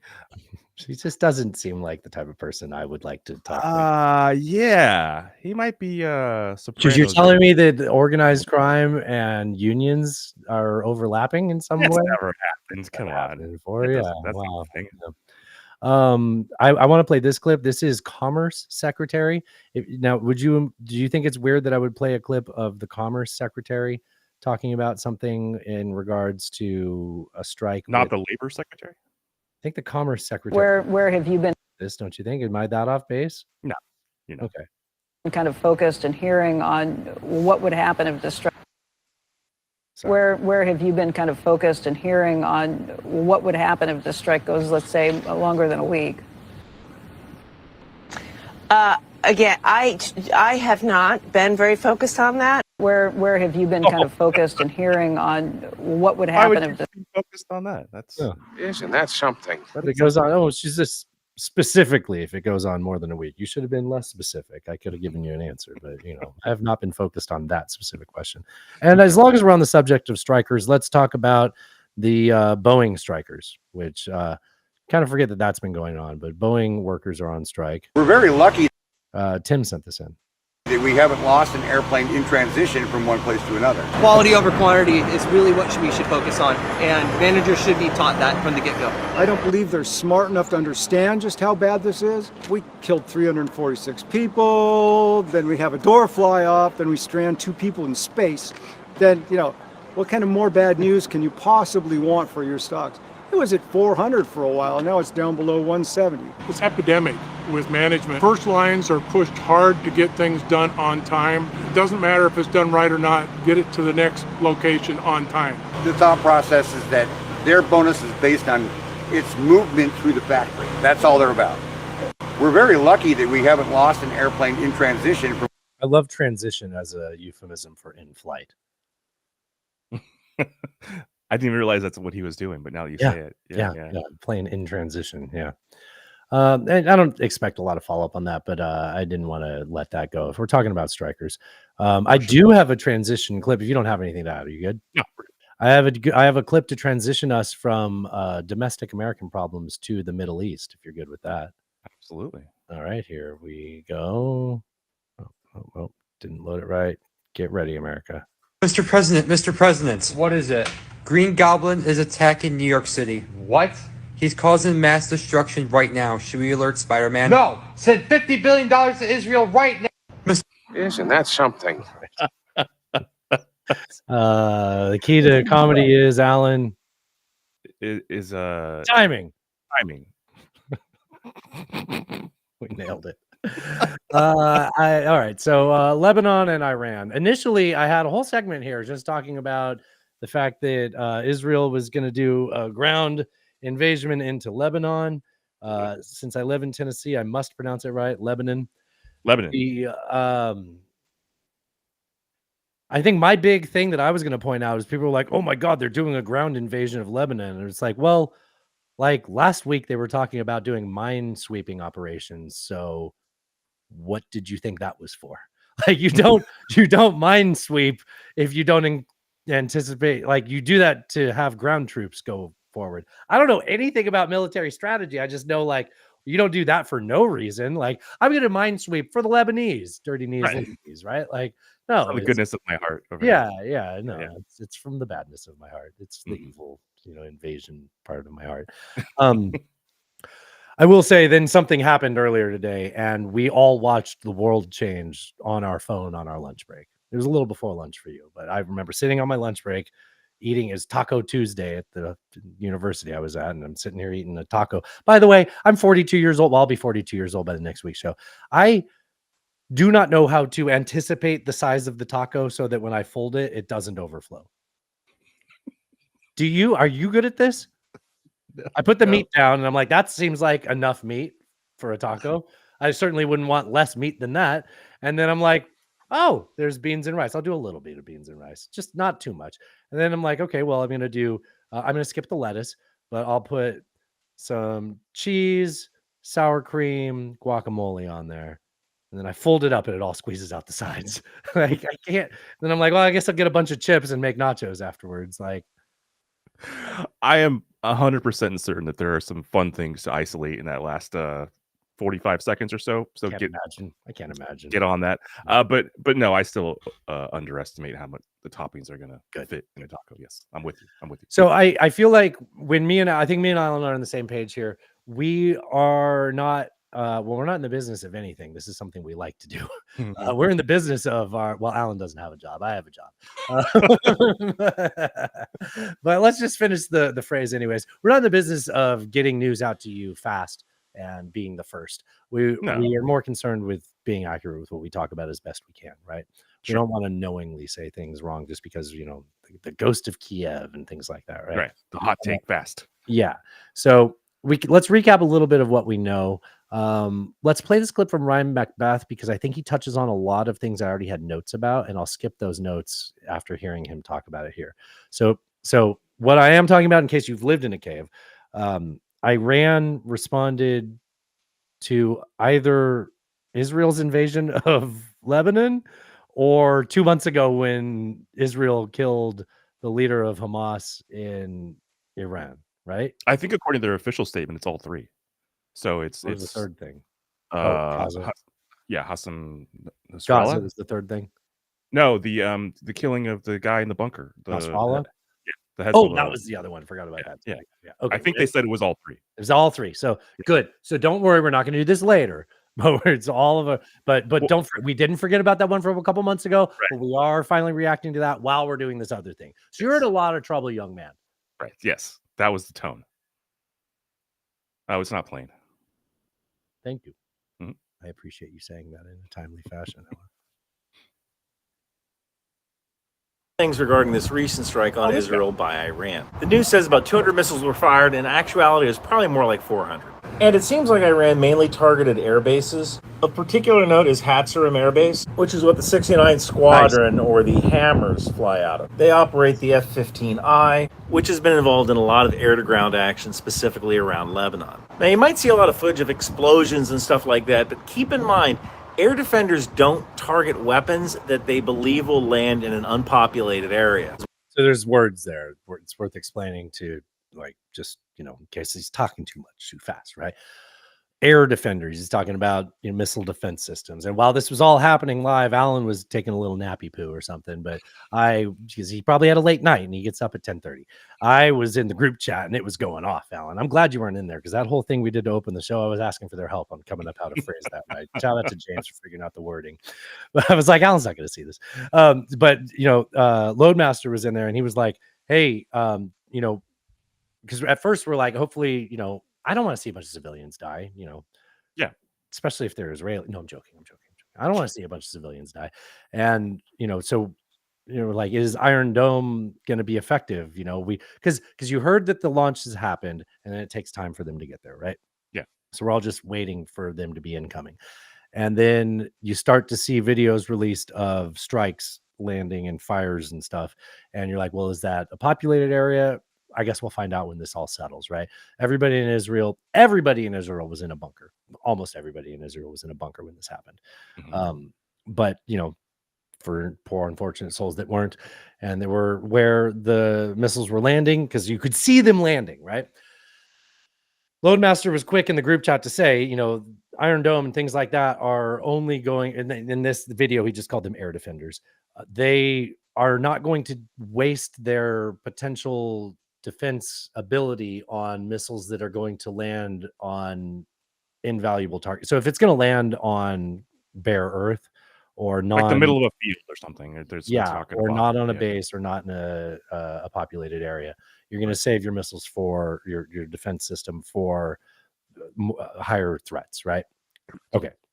Why waste an interceptor on a missile that's just going to hit the desert? Now, I might have been wrong about something. I thought that Iran had maybe 130 launchers for their Shabab missiles, so either they had more or they built a whole bunch of them since their attack in April. Now, the Shabab 3 costs about $3 million a pop, so Iran might have just blew $1.2 billion on this strike. There's always enough money for a war, man. Hey, real quick, how much money did we give to Iran that was their money? How much money did we give back to Iran when they joined the JCPOA? I think it was about $1 billion. Wasn't Yeah. So a couple things. So unless reporting has changed in the last couple hours, New York Times was saying 181 ballistic missiles fired. He set up to 400. I don't know where he got that number. Yeah, I mean, the reports we were seeing at the beginning was 200. I don't know where he got the number 400 from, but I still give him. I trust him more than the New York Times. Okay. Until he's We'll see. blatantly wrong on things. But yeah, Yeah. I mean, if you're giving me up-to-date reporting and saying it's closer to that, I'll go. That's what it was before we went on air. Okay. And then these were ballistic missiles. So very different. fast. Yeah, very fast. Different from the attack in April, which was a lot of just drones and slower moving munitions. And they pretty much gave them warning before they even fired them when that happened. Yeah, that was a very cordial. It's very much a symbolic sort of Yeah. thing, right? It was for their domestic population to say, look, we did the thing. This was different, although as far as impact on the ground, I mean, they killed a Palestinian, which sucks, in the West Bank. Have you seen the video of that? Unfortunately, yes. Okay, so I won't show that here. Oh, good. I didn't copy the right clip in, so we're all not going to have to watch that. Good. Okay. That feels like. So the person that died from an intercepted missile falling down on him. Like the hulk of it, what was left, just falling Fell out of the straight sky. down and landed on him. It bonked him on the head very hard. Yeah.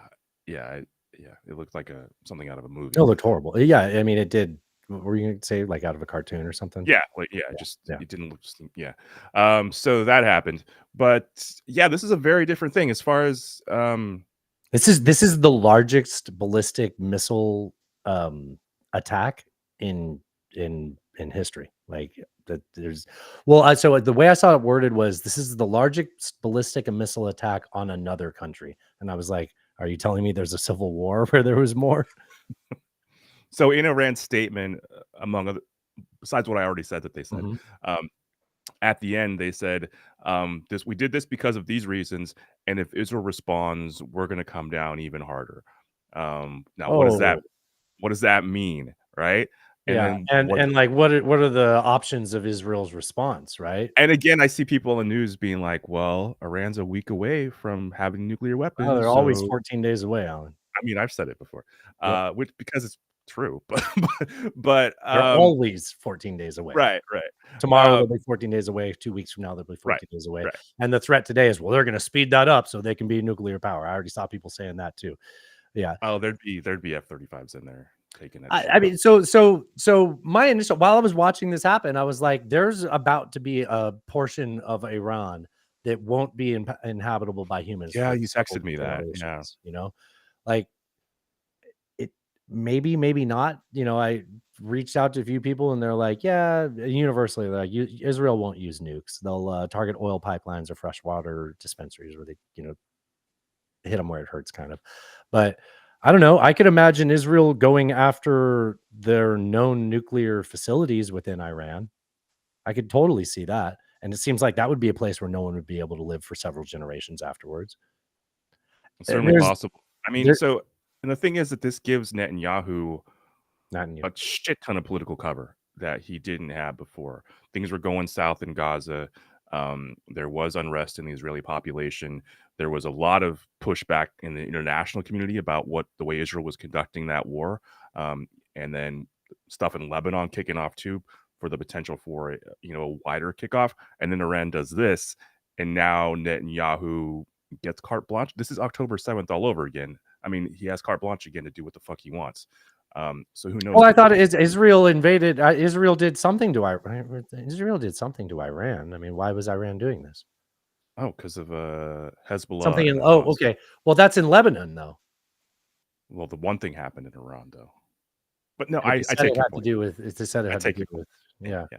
Yeah. So it almost seems like anybody like me who's been saying these are Iranian proxies in Lebanon, and they laugh at me for saying that. I'm like, dude, like I know more about this than you. Like, I'm sorry. Like, I know when I'm comfortable talking about something. I'm very humble when I feel like I need to learn up on something before I'm good to talk about it. But like, no, like you're being foolish and you're being dragged around by your ideology. Like, I don't want to say anything good about Israel. This goes against my ideology. But the terrorist network that controls the government in Lebanon is completely backed by Iran. These are facts. And if you didn't believe me, today they ballistic missiled Israel because of it. Yeah. Nothing happened to Iran. Nobody did anything to Iran. They only did things to people that Iran supported because they didn't like how Israel reacted to being invaded by other people that they supported. Dude, like you are not on the right side on this. And that's really fucking hard to do when your opponent's Israel. It's a fair point. That wasn't the only thing that happened today. There was a shooter on the streets in two shooters, I think. Yeah, and there was one in Jaffa. And so I don't know that I trust this story yet. It's a little too convenient. But supposedly the person that subdued the gunman in Jaffa was a guy named Lev, who shot the guy Lev Parnas, yeah, with his handgun. He is the CEO of Midburn, which is Israel's Burning Man regional. And the person that sent me this is a ranger, is a Burning Man ranger. So it was like, oh, is it somebody I know? Yeah. Interesting. Yeah. So if that's all he true, he was also at the music festival. The one on October 7th. October 7th. Yeah. Which is, again, that's a little too convenient for the fucking story. You know what I mean? Like my spidey sense, my bullshit detector kind of goes off. But I saw the video and they show the guy being interviewed, and it's the same guy wearing the same clothes in sandals, just squaring up and shooting the guy with a handgun. Like, if that's all true, that guy's a hero. Great job. You know, I wish that would happen more often in America when we have these shooters. Well, I mean, given your source, that I'm more inclined. I agree. Yeah, I'm more inclined to believe it too. At first, we weren't sure, but it turns out Jordan and the U.S. also helped Israel. Yeah, there was speculation at the beginning. People were like, probably because Jordan helped out last time. When they had the slow-moving drones and stuff. Again, when everybody's like, nobody in that region likes Israel, it's like, well, they don't have to like them, but there's people who get along with them, like Jordan. So yeah, and they prefer civilians not get massacred. And unlike the cowards in the other militaries that actually fight Israel, the leader of Jordan is a fighter pilot and like has hours flying the jet under his belt. Like, I didn't know that, I but learned that this week. The U.S. also had a number of assets parked over there for quite a while, and so we used some stuff too to take out some of those as well. Yeah, I don't like this, man. I'm anxious. You know, it's not good. We recently sent a couple thousand people over there to be supplemental, and that sounds dangerous. Yeah, we had the headline last week. Yeah, but then there was news in between then and now. It's another 2,000, I think. Maybe it was very ambiguous. The headline last week. I don't even think there was a number. Yeah. Look, I'm not saying Israel's going to use a nuclear weapon in Iran, but if they did, October 7th is coming up. And that would be a pretty convenient date to have a demonstration. Oh, wow. Yeah. We act all brave. We act all brave with Russia, like we did in the hidden track. We had that clip about Russia with their nukes and their threats and their posturing, right? We talk about how Putin has all these fake red lines, and then they're just immediately like they've already been stepped over by the time they've said them, right? Yeah, pretty much. Yeah. So we kind of act all brave when it comes to Russia, but what happens when Israel launches a nuke at Iran or Lebanon? Like, What does that do to the whole morality of nobody's ever, because like a lot of what's keeping people from doing this is no one's done this since 45, right? Yeah. Like, is Russia more like because Russia might be a lot more likely to follow suit if someone's ripped off the Band-Aid. Yeah, I don't even. It's very difficult to predict the consequences of them doing that. I would think that the Biden administration would be very forcefully pushing them not to do that because of the unpredictability of the nature of that circumstance. And yeah, I mean, if you sort of normalize it, then yeah, I think Russia that's a lot more on the table for them if Israel were to do that. Well, let's find out some more facts about this whole subject. We'll talk about that on the Friday show, maybe even tomorrow with our guest. Yeah. And it'll be very funny because he's a comedian.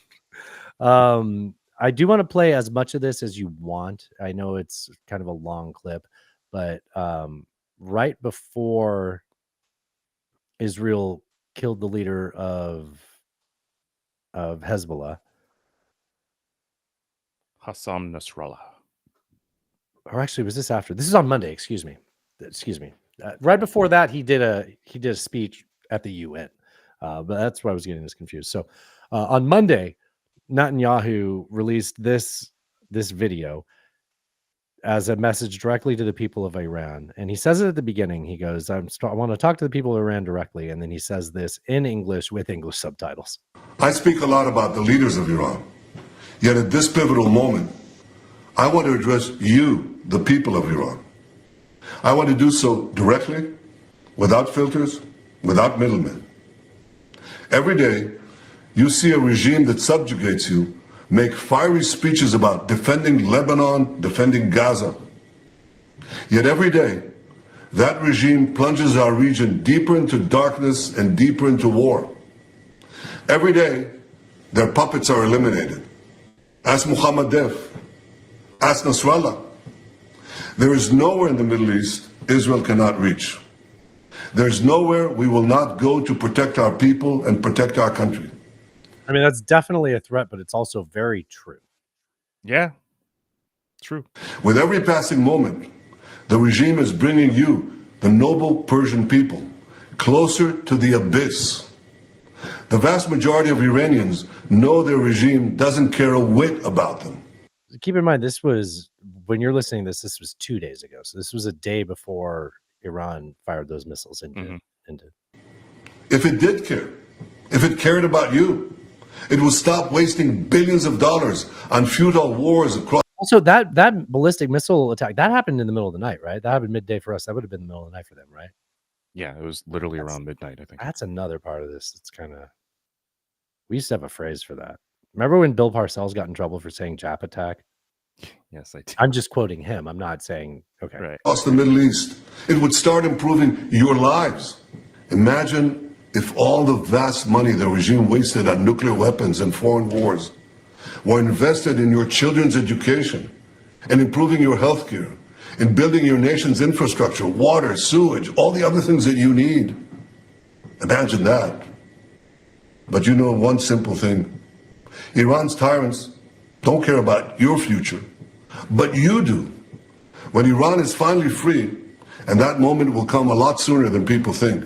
I think I'll pause it there. That was the one that stood out to me. That there will be regime change in Iran a lot sooner than people think. That's a weird thing to say. He's calling for another revolution, it sounds like. I don't think he's calling for another revolution. No, He's I saying do what's not coming. think so. I think that he has a mechanism to. I don't think you say that if you're counting on Iran's revolution to actually work. We've seen that not happen. We've gotten our hopes up. Well, you think there's going to be an Arab autumn, Alan? Yeah, I mean, we saw it happen with. Move over, your bear's showing up. I know my bear keeps coming up. We saw that happen with Masa Amini. I think I butchered this. No, you're fine. Call her Gina Amini. I like. I think that everything he said in that address was correct. It's just coming from that mouthpiece. I don't know how he has any credibility to anybody. Dude, right? Like I sent that to a bunch of people, and universally the response was like, "I like everything he's saying. I don't understand it from him. My eyes, right, ears are like, yeah, like what this isn't used. working. Yeah. Yeah, I think the thing that's most notable about that video in the context of while we're playing it is that they came out a day before Iran attacked Israel with that. And I can't stress this enough. They did that over things because, like, I mean, what did they do to Iran? I guess they got that guy that was staying the night in Iran. Yes, that's the closest. That happened on their territory. Yes. Okay, all right, I'll give them that. This is, I think this is either the New York Times or the Daily talking about Nasrallah. Who's Nasrallah while I set this up? Just in case. He was the head of Hezbollah in Right. Lebanon, which essentially runs the south of Lebanon. Yeah. This news, you've been recognizing that so many people are on the move. I mean, it's hard to necessarily get your hands around it, but what are you hearing? Yeah, it's really hard for people to get their heads around it too. I mean, for many of the faithful. I just love that the reporter was being a cunt about it. They said it's hard to get their hands around it. And she's like, it's hard to get their heads around it too. Hard to necessarily get your hands around it, but what are you hearing? Yeah, it's really hard for people to get their heads around it too. I mean, for many of the faithful, it is almost impossible. Lebanese water. I'm reading. I was listening to Popular Front. It's a great podcast. They don't come out regularly, but they're always worth a listen. Popular Front with Jay Hanrahan with his awesome accent. Jake Hanrahan. He was interviewing a writer and researcher from Lebanon, and he was talking about how Israel had the intelligence to be able to strike where they did and take out Nasrallah. And I haven't heard anybody talk about this detail yet, so I thought our listeners might enjoy this. Enjoy. That's a weird word on this subject. Play, buddy. There we go. It's coming up right now. Hezbollah's intervention in Syria wasn't just bad for Syrians. It came with a lot of liabilities for. So he's backing up in time. So Hezbollah, like we keep talking about, Hezbollah runs Lebanon, but they got involved in the Syrian civil war, right? And this is great for Iran because Iran, if you like, just, I don't know how the map is in your head, but here's Iran. You got Iraq down sort of like halfway through Iran on the to its neighbor, and sort of right up above it, you can go over to Lebanon, and then across Lebanon, you have Syria, right? So if and like when I say that I know more about this than most people that talk about this, I know the common sense thing, which is the revolution in Iran had as part of its component to have the externalized revolution. It is in their doctrine. It's why the IRGC exists. It's to externalize the revolution. So so they have successfully externalized the revolution into their neighbor in Lebanon and into eastern Syria so they get Hezbollah in Lebanon, and then Hezbollah got into eastern Syria in Syria's civil war to fight Al-Qaeda, and then we were there fighting them probably with Al-Qaeda and ISIS, and it's just hodgepodge of horrible American diplomacy. And they also largely control Iraq, right? So like you can kind of think of everything to the west of Iran successfully under the control of the externalized revolution. At least, if not directly, indirectly. Yes. Okay. Yes. But largely, right? Yes. Like if we were to percentage this, it's like Yeah. more than 50, right? Yes. Like they have a majority stake in that, right? Okay. Okay, that's what I wanted to back up to. So when Hezbollah stopped just being the regional player that's a proxy of Iran in Lebanon and got involved in Syria, that was successful for them, but it came at a cost, and that's what he's talking about. Let's see if I can back up. Hezbollah's intervention in Syria wasn't just bad for Syrians. It came with a lot of liabilities for Hezbollah as well, and a lot of weaknesses for Hezbollah as well, because suddenly their networks were not just them and the Iranians, as it was before, but it also included the Syrians and the Russians. The Russians are pretty heavily infiltrated by the Americans, as we know, obviously in Ukraine especially. What he's getting at is the fact that it weakened their operational security so that people could penetrate and you could get this infiltration that they've suffered from. With Ukraine, I mean. And the Syrians are notoriously corrupt. The Assad regime is not that difficult to infiltrate. And so it wasn't that big of a deal for the Israelis to do so. And so what they did is that they would monitor Hezbollah members in Syria more easily than they would do so in Lebanon. It's much easier to do so in Syria, than in Lebanon for various reasons. I don't even understand all of them, but there seems to be the consensus in those circles, at least according to that FT article. Financial Times had an article about it that he's sourcing. So they would see like stuff like how many of those fighters go back and forth between Syria and Lebanon. Who are they communicating with? If there is some kind of concrete reinforcement in some place in Syria or in Lebanon, what does that mean? Could that mean that it's a bunker, and so on and so forth? And of course, if you have a program an AI program in that sense, it's able to gather the data in, obviously much faster than any human can do individually. And then all you have to do is to basically have different softwares that go through that data. Softwares will, of course, can come with all of those, with all their own like liabilities and problems and whatnot.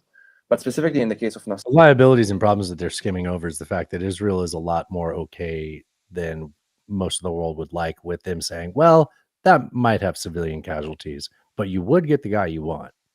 Right. So essentially what happened was they connected to a compromised network, an already compromised network. And then it didn't matter if they were using walkie-talkies and pagers to communicate to keep Israel out of their back pocket, because they were letting them in the front door in Syria. Yep. Yeah. And then they kept saying like, oh, they're going to this building that is concrete around. I think, did he already say the concrete part? He did. Okay. So it's like, oh, that must be a bunker, right? Like Hezbollah's intervention in Syria seems to have been one of the main reasons, if not the main reason, that led to the Israelis knowing where he is, knowing what the capacity he has in Dahiyeh, and leading to them carpet bombing those 4 to 6. I've seen 6 to 9 buildings even, but definitely 6 at the very least, buildings that were on top of the bunker where Nasrallah was hiding, was present. So this guy's got a funny accent. I can understand if people didn't quite understand everything he was saying. What he was saying at the end there was that there were at least 6 buildings that were taken out by 80 bombs, and there are unknown civilian casualties that came with the killing of Nasrallah. I did everything I could to find out how many civilians died in that. There's no answer for that. The IDF has been asked, and they've spun their answer every time. We have no idea. And earlier today, before we got on the mic, Israel was calling for an evacuation from a couple other apartment buildings in South Lebanon, ostensibly South Lebanon or Southern Beirut? Mm, It's okay. I'm sorry. I think it was Southern Beirut. I think you're right. Yeah, because I think South Lebanon is kind of like already done. That's where we saw people fleeing from before. Yeah. I think it's Beirut. Yeah. I don't want to spend too much time on this because I feel like people may become saturated on this, but I do want to play a little bit of who the fuck is this Nasrallah guy, right? A lot of American kids who grew up on TikTok don't really understand why Lebanese and Syrians are celebrating the assassination of this guy. You guys need to grow up from your kindergarten low-key Nazi mindset that whoever attacked Zionists are good guys. Do the math. A vast majority of people killed by Hezbollah are Arabs, not even Israelis. Hezbollah fought in the... Who died today? I mean, who died when Iran struck Israel? A Palestinian. A Palestinian, yes. Lebanese civil war, the Syrian civil war, and every fucking war they had a hand on. Most of them have nothing to do with their own country. Why? Because Iran paid them to, so why the fuck not? They have better weapons than the Lebanese government. Who's gonna say no to them? The Syrian dictator Bashar Assad killed 500,000 people with 3 major helpers: Russia, Iran, and Hezbollah. Hezbollah was even credited as the inventor of suicide bombers. If you're over 30, you should know the significance of it. Right. Like as a kid, when we talk about like a suicide bomber blowing up someone on a bus, we were talking about Beirut. Where's Beirut? Lebanon. This guy specifically has been running Hezbollah since the early 90s. Fucked around for 30 years and finally found out yesterday. So how can any sane person shed any tears for this guy? If you claim you care about lives, but then in the same breath you idolize one of the major killers in the region, then I have to suspect that either your real IP address is in some Russian FSB compound, or you're just stupid. A lot of American kids... All right, good. And just like for a very... do you want to say something before I go off on a little rant? No, go ahead. It just for a very brief history lesson, like I'm imagining when I'm thinking of these students that are protesters, like, and well-intended, I don't mean to just completely bash them. They are largely leftists or potential, just to use the broad stroke terms. I don't mean it, but I mean, a lot of people use the word. They're communists, right? Like, are they communist sympathizers? Blah blah blah. I don't. They're adjacent to it. Yeah, and I'm being very lazy, and I hate sounding like Trump when I do that, right? Right. But I'm using that word for a reason, though. The Soviets backed the revolution in Iran, and as soon as Iran won the revolution, the first people they killed were the Soviets, because they're like, no, that's not what we're about. And the same fucking thing happened in Lebanon too. Like they are fascists, they are right wing, they are like they identify more closely with like Christian nationalists. Like Yep. they partner with the Christians in the regions, and then they hide behind them whenever they, that's where they all go to hide. Oh, you wouldn't shoot the Christians over here, would you? Right. Israel's like, yeah, actually we will. There is a significant Christian population in Lebanon. Yeah. Okay, just one more. This is a clip from Anti-War Radio today. I love having my clips where I make fun of Dave DeCamp, your favorite punching. I think I sent you this one. Tell me if you think he's talking about one of the two sources. Has to be Rashida Tlaib. What's her name? Rashida Tlaib. Yeah, Okay. right. Yeah.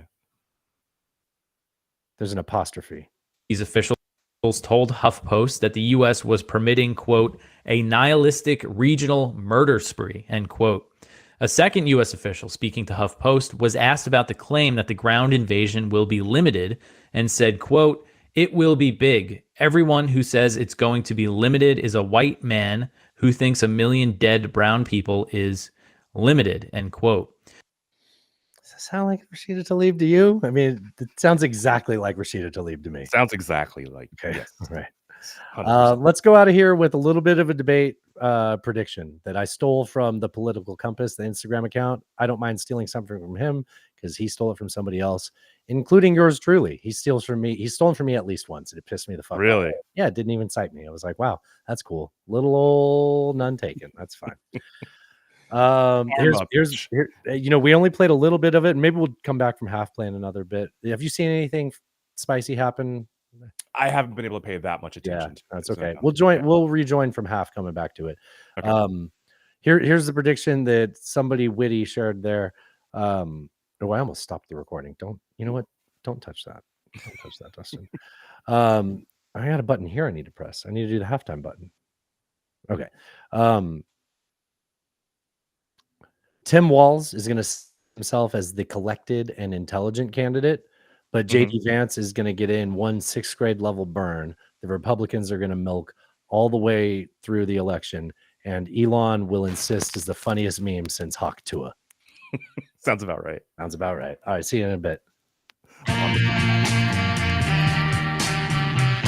This is the B-side of our platter, sports fans.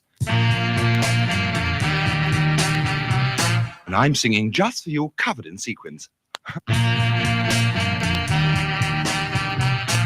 In the canyons of your mind, I will wander through your brain to the ventricles of your heart, my dear. I'm in love with you again. Cross the mountains of your chest, I will stick a Union Jack to the forest of your cheek, through the holes in your string band.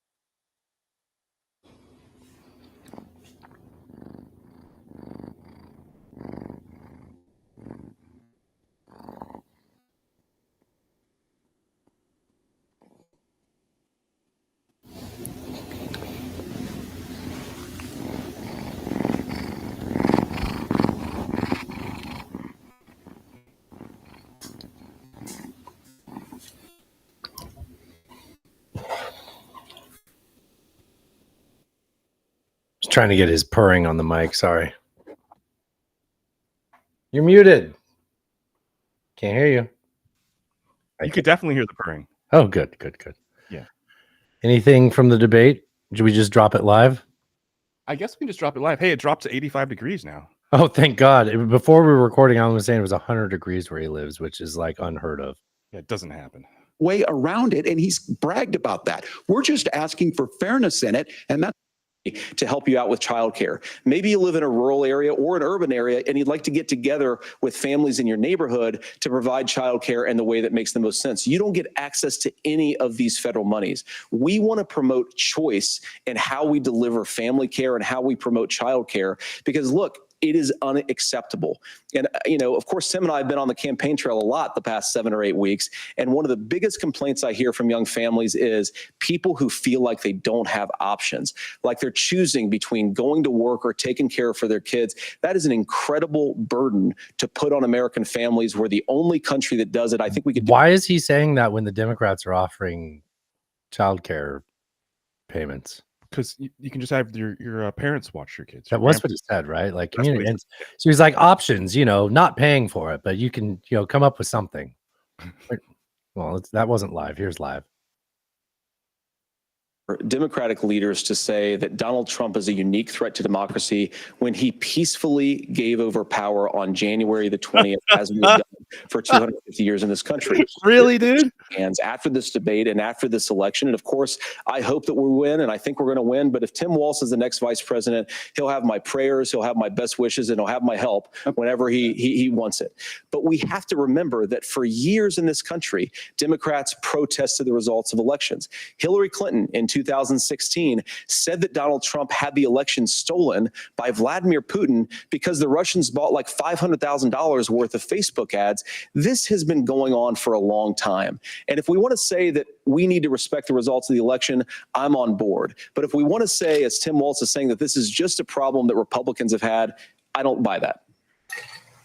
Governor. January 6th was You got to not fight like hell, or you're not going to have. I think a revisionist history on this. Look, I don't understand how we got to this point, but the issue was that happened. Donald Trump can do it. And all of us say there's no place for this. It has massive repercussions. This idea that there's censorship to stop people from threatening to kill someone, threatening to do something, that's not censorship. Censorship is book banning. We've seen that. We've seen that brought up. I just think for everyone tonight, and I'm going to thank Senator Vance. I think this is the conversation they want to hear. And I think there's a lot of agreement, but this is one that we are miles apart on.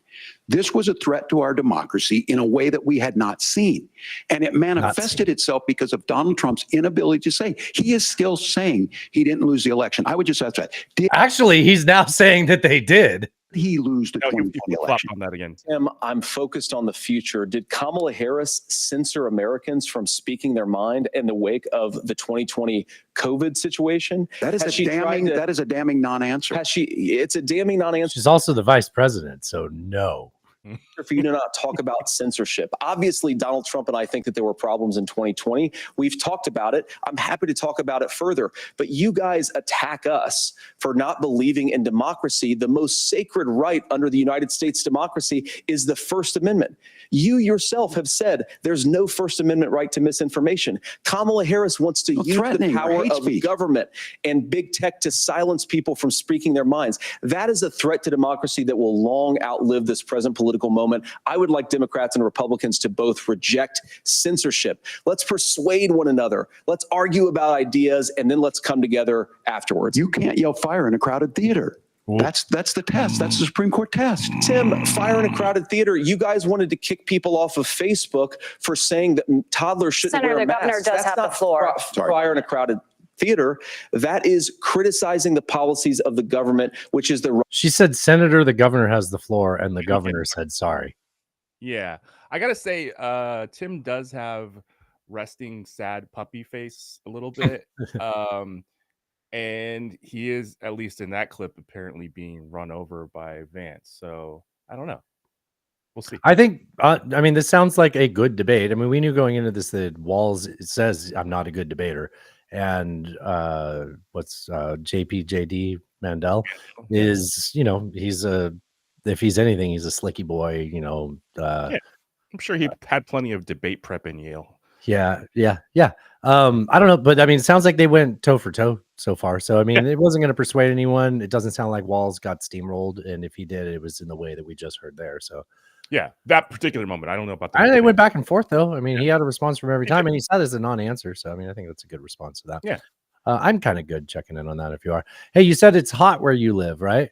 I did. Pretend I'm the sideline reporter and you're Baker. We talked a lot about the heat today and what it was like. I have no idea what it's like to play in this heat. Can you give us an idea? I changed my pants at halftime. Is that you, Alan? Yeah, I had so much swamp ass, dude. I had to change them out. You know. I don't know. I can smell it through your microphone right now. I wish you'd ever said that. I didn't. Long-time listeners, you're wondering how come they didn't get into the election segment. You know, I decided I'm sick of these shows that go to half at the 2-hour mark, and I balanced the show out. I pushed U.S. elections news into the second half where it fits with making fun of the left, making fun of the right. So let's do a little bit of election news. Here is Mark Cuban, who's been doing these for a while now. This was just his most recent version of this. In fact, people who have heard him do this before have heard much of this set already. I've been tempted to play these clips of his before. 15 when he came down the escalator in 2016. All right. Threads is so shitty with presenting on our format. He's said a lot of these things before, but I've been like, no, I don't really want to play it on the show because he kind of gets meandering and he starts sort of attacking him and it just looks a little petty. And it's like two billionaires pissing on each other. You know, it's wow, I can relate, right? I feel like this is a good one of him because he brings up a great point. And then after I had heard this, there were a few things throughout the week where I was like, oh, look at that. That's Republicans doing exactly what he's accusing them all of doing. So basically one of his points is Trump says things that people have to cover for him for. So I'm going to play this where he points that out. He says other things in this clip. And then I'm going to play a clip afterwards of somebody doing exactly what he was talking about. So here's the clip. In 2015, when he came down the escalator, in 2016, early on, I was like, okay, this guy is not a traditional politician. But I also presumed that he would start to learn and really take an interest in the job and what it takes to run the country and, you know, learning the issues and the details. And I got to the point where I realized he had no interest in learning. He had no interest in details. He had no interest in really finding out what it takes to be successful with any policy. And it was kind of crazy. He, you know, one time I spoke negatively about him and he sent me the way he sends an email, right? He writes it out, somebody scans it, and then someone sent that as an email to me. And he said, what happened? And literally what I said to him is, Donald, you're not taking the time to learn the issues. You're not taking the time to learn the details. That is a problem that I can't support. And that's where we kind of diverged and went in our different directions. And he hasn't changed. No one talking about Donald Trump says, boy, that really was a nuanced position. Boy, he really was able to show us a detailed policy depth on what he was talking about. It's the exact opposite. Whenever Donald Trump says something, everybody else has to explain for him what he said, right? He can't ever, it's never like, okay, I'll get to that. I didn't convey it right. I'll give you the details on why I said what I said. It's the opposite. It's all his acolytes, all his supporters saying, no, this is what he really meant. It's the opposite with Vice President Harris. When she says what she says, everybody knows what she means. That is such a stark difference between the two. And that's that's why I got off him. He had no interest in the details. In 20 trying to stop it. Threads just sucks. Yeah, when she says what she means, you know what she means, you know, just like her coconut trees. And I can imagine what can be and be unburdened by what has been. So how about a quick example of what I'm talking about here, which is hopefully, yeah, it's this clip. So there's a show on CNN that's a lot like The Five over on Fox. Remember, on Fox, there's a show at 5 o'clock with 5 people on it. Yeah. So they creatively called it The Five. This is called like The Panel or something like that. You familiar with this show? No. It's Is just it a like weekend show or is it? I don't know. I don't watch it. I see clips. It's like a little round table show of a bunch of people that have differing opinions, and they argue about it. And leftists hate it because they're like, "This is CNN selling out to the right, so that when Trump takes over, he doesn't throw them in the gulags." It's like, well, it sounds like you're making CNN more Is powerful. the bald guy on the panel? The black guy? The black No, bald guy? the white bald guy. Maybe. Okay. This is in between somebody named Byron Donalds. Boykin and Abby Phillips. Maybe I don't know who any of those names are. Okay. Saying that Trump is a threat to That guy's not even bald, Alan. democracy is violent rhetoric, but Trump saying, let's just have one really violent day. That is not violent rhetoric? No, he didn't say one violent day. That's Trump not even what he said. But let's be honest about what he actually said. Can we play play it again. Trump Play it again? again because he didn't even say that. But go ahead. Can we play it again? I want to hear it. But they have to be taught. Now, if you had one really violent day, like a guy like Mike Kelly, put him in charge. Exactly what he said. Congressman Kelly, put him in charge for one day. One rough hour, and I mean real rough, the word will get out and it will end immediately. End immediately. How is that not violent rhetoric? We have to acknowledge the reality going on in every city in America. There we go. Crime is massive. Like, that's exactly what Cuban was talking about, and I don't even like backing him up so much, right? But I mean, that's exactly what he was talking about, right? Yep, 100%. That is answering the question, because the reality in America, hold on, Keith, the reality in America is that crime is massively up. Crime is not massively up. That's a lie. You can bang the table all you want, but You're that's lying, not true, Congressman. man. You're lying. We already know that there are the cities FBI just released data this week that crime is going down. We already know that. Oh my God! Why do you, Abby? Why do you let this man lie on your national television like I'm telling you the this? exact This is not right. You may not. You're a liar, You may not. Congressman. No, I'm You're not. lying. Because you're lying to the American people If you now. would let And me so I want to be talk, respectful of what you're trying to say. Hang on a second. Go If ahead. you would just let me Go ahead. talk, I will explain exactly what you want me to explain. We have the data. The FBI literally put out data today showing that crime is down this year. Murders are down 23%. All right, we talked about the rest of this on the show, and and just, if you didn't listen to the Friday show, you're thinking what I thought when Alan told me on the Friday show. Yeah, but that doesn't include all the big cities that haven't been feeding that data to the FBI. But Alan will tell you, this report included every city of over 1 million population, 85% of districts reported. And if you want to say, well, that's going against shitty data from the prior year, you're right. However, if anything, that should skew it the opposite direction. because that just means if you back it up to a number that you trust, it's dropped even more precipitously. Yes. Yeah. So if you're going to say, well, the data from the year prior didn't have all these big cities in it, and so actually the crime was way worse then, well, then it's even better than you expected, because now if you have all those cities reporting that you say crime is so crazy high in, shouldn't that like skew the number the opposite direction? But it didn't. It's the other way. So that the argument doesn't make any sense. I just want to say one other thing about the whole Kamala saying things of substance. And it's funny, the Daily Show did a whole thing about this yesterday, so I don't want to mimic Jon Stewart entirely here, but there is this thing where Kamala will actually come out and give you like numbers and say, I want to do a $6,000 child credit. I want to do a $50,000 tax break for startup businesses. I want to, like, she has actual numbers that she'll throw out there. And then you ask Trump about a policy and he says he has a concept of a plan, right? And it's like, and then you ask the undecided voters, like, well, what is it that would change your mind? Well, I need to know more about, Kamala and what her policies might be. Well, I mean, how are you weighing those things and not like that doesn't make any sense? It's all, you know what it is? It's all euphemisms for what they're really thinking, which is I don't like this woman.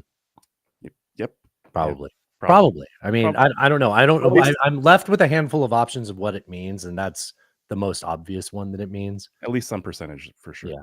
Well, I mean, we're talking about like 5% at this point, or 11%.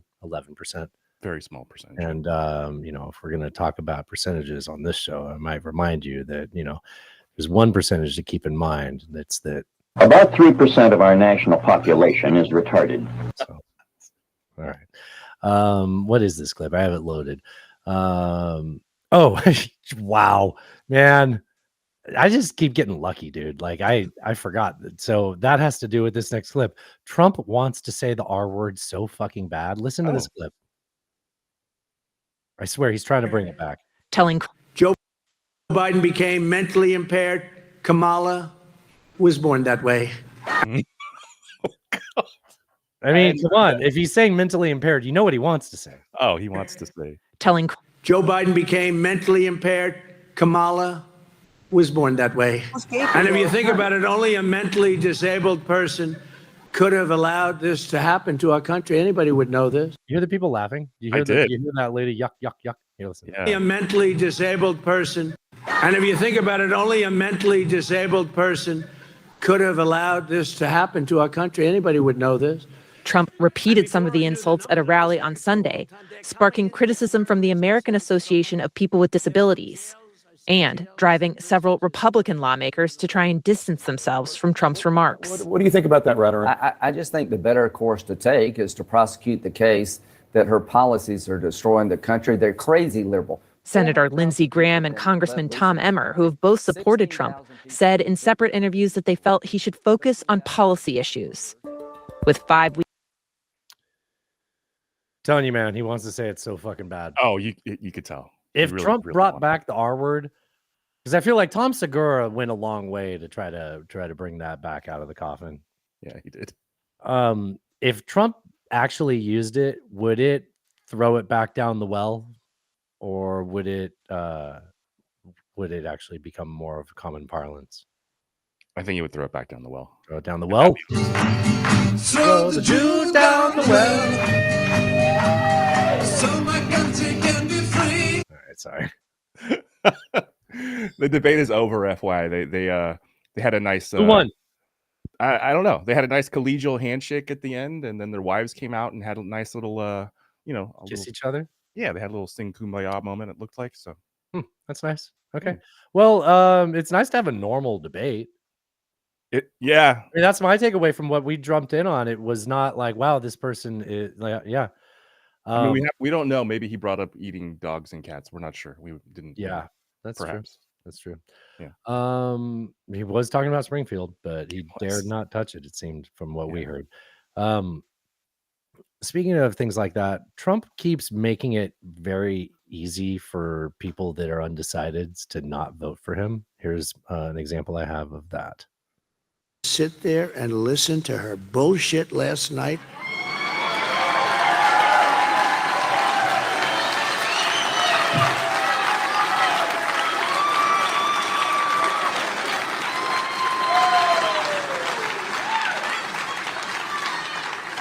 And who puts it on? Fox News, and they shouldn't be allowed to put it on. It's all lies. It's all lies. Everything she said is a lie. It's not even creative, right? Like it's all lies. It's all lies. Everything she said is a lie. If we win and when we and he's calling for censorship. Yeah, here win, if we win, we're going to prosecute people that cheat on this election. And if we can, we'll go back to the last one too, if we're allowed. But we're going to. You look at the last one. I mean, they've looked into all of those cases that you've claimed were voter fraud, and the only people they found that committed anything were Republicans. So, I mean, by all means, you should enforce that. Let's get into the Trump cult officially. Here is him seemingly confused by a fly during the speech. Remember, there's a hat that's made that sells like crazy. Oh, there's a fly. Oh, I wonder where the fly came from. See, 2 years ago, I wouldn't have had a fly up here. You're changing rapidly, but we can't take it any longer. We can't take it any longer. Remember, there's a. What does any of that mean? I mean, I can try to interpret, but the 2 years thing makes it even weirder. 2 years ago, he's in Wisconsin. So did something change in Wisconsin within 2 years? I don't think so. No, I don't think so. I think what he's saying is like that's just an example of the country going to hell, right? That we got flies now because there's shit everywhere. But why would it be 2 years ago? It doesn't make. I don't know how that. Think he knows what year it is, man. Maybe not. You think he knows what NATO stands for? Perhaps not. What? He thinks people don't know what a phone app is. Oh, I'm already sharing it. Here, I'll play it. They have a phone app so that people can come into our country. So part of the border reform, right, was they had an app, and we've been critical of this app. Yeah, but his take as a nearly 80-year-old man is nobody knows how to use these phone apps. Like it's 2009, and they just started doing these things. There's an app for that. These are smart immigrants, I guess, because most people don't have any idea what the hell a phone app is. What? I mean, even you don't. No, you cannot do that. Oh, wait, wrong one. I know words. There we go. I mean, even you don't manage to like post on Truth Social. So good point. or someone does for him. I mean, it's him, but I mean, maybe someone literally holds the phone and does it for him. Did you catch that in the Mark Cuban? Clip? Yeah, I did. I wanted to stop on that. I'm good. You bring it up. I'm gonna get the next. Where clip. he was like, he writes the message on a piece of paper, and then they scan it and they send them the email of the scan. That's his thing. That's so fucking wild. But that's his thing. We've talked about that for a long time. Like, it's funny that he's sort of like corroborated that. Like, that's so. Right. I mean, in one sense, that's old man thing, right? Like, Right. like I don't know this. It's also kind of mob boss thing a little It's bit. mob too. boss. It's like I didn't write that email. What are you talking about? Yeah. Yeah. Anybody? Yeah. Did you see Zelensky and Trump met? I did. This is sort of like Clarice meeting with Hannibal Lecter. Of course, I want to discuss with you. I think where we are together, I think we have I'm sorry, the late great Hannibal Lecter. on view that the war in Ukraine has to be stopped and Putin can't win, and Ukrainians have to prevail. And I want to discuss with you the details of our plan. We have a very good relationship, and I also have a very good relationship, as you know, with President Putin. And I think if we win, I think we're going to get it resolved very quickly. I really think we're going to get it resolved. I hope we have more good relations. We're going to have. Oh, I see. Yeah, but You see that? You see that? Mm-hmm. So he says, "I hope we have more good relationship with us." He goes, "Oh, I see." Yeah, like You know, it I takes- the game you're playing. I get it. Yeah. Yeah. And now he goes, "Oh, but it takes two to tango." But I see two people in this picture. So what the fuck does that phrase mean? two to tango, you know, and we will. We're going to have a good meeting today, and I think the fact that we're even together today is a very good sign. And of course, Yeah, because you got impeached for withholding defensive weapons that he needed to prevent a hypothetical invasion from Russia back in 2020 when he did that. Was it 2019? I forget. Yeah. I forget my impeachments. Meanwhile, Zelensky looks like a hostage in a video, right? You just- Yes. Yeah. Yep. Oh, God. This is Hui sent this in. This is pretty they took her jobs. He took it to another level here. Trump did. The vision I'm outlining today, not only will we stop our businesses from leaving for foreign lands, but under my leadership, we're going to take other countries' jobs. Did you ever hear that expression before? Have you ever heard that we're going to take other countries' jobs? It's never been stated before. No, it hasn't been stated before because most people have the good sense of saying with these policies, we will increase American jobs. We don't need to make it a zero-sum game and make people more adversarial than is necessary, other than in the implication that Americans' jobs will, I guess, yes, replace those people's jobs. Yeah, we're going to create 100,000 new jobs. We're not going to take 100,000 jobs from the rest of the world. That's not how you say it. Yeah. But that is exactly how that man thinks, though. So Yes. it's exactly what he would say. For sure. Here's Fox News having good economic data. It was the 32nd record close of the Dow for this year. So they closed the show really quick and they cut to the Kudlow program and brought up, take a guess, immigrants. Tim, thank you for sharing your thoughts with us. And there it goes. The fireworks are cued. It is the 32nd record close for the Dow this year. That's going to do it for us. Have a wonderful weekend. Kudlow's next.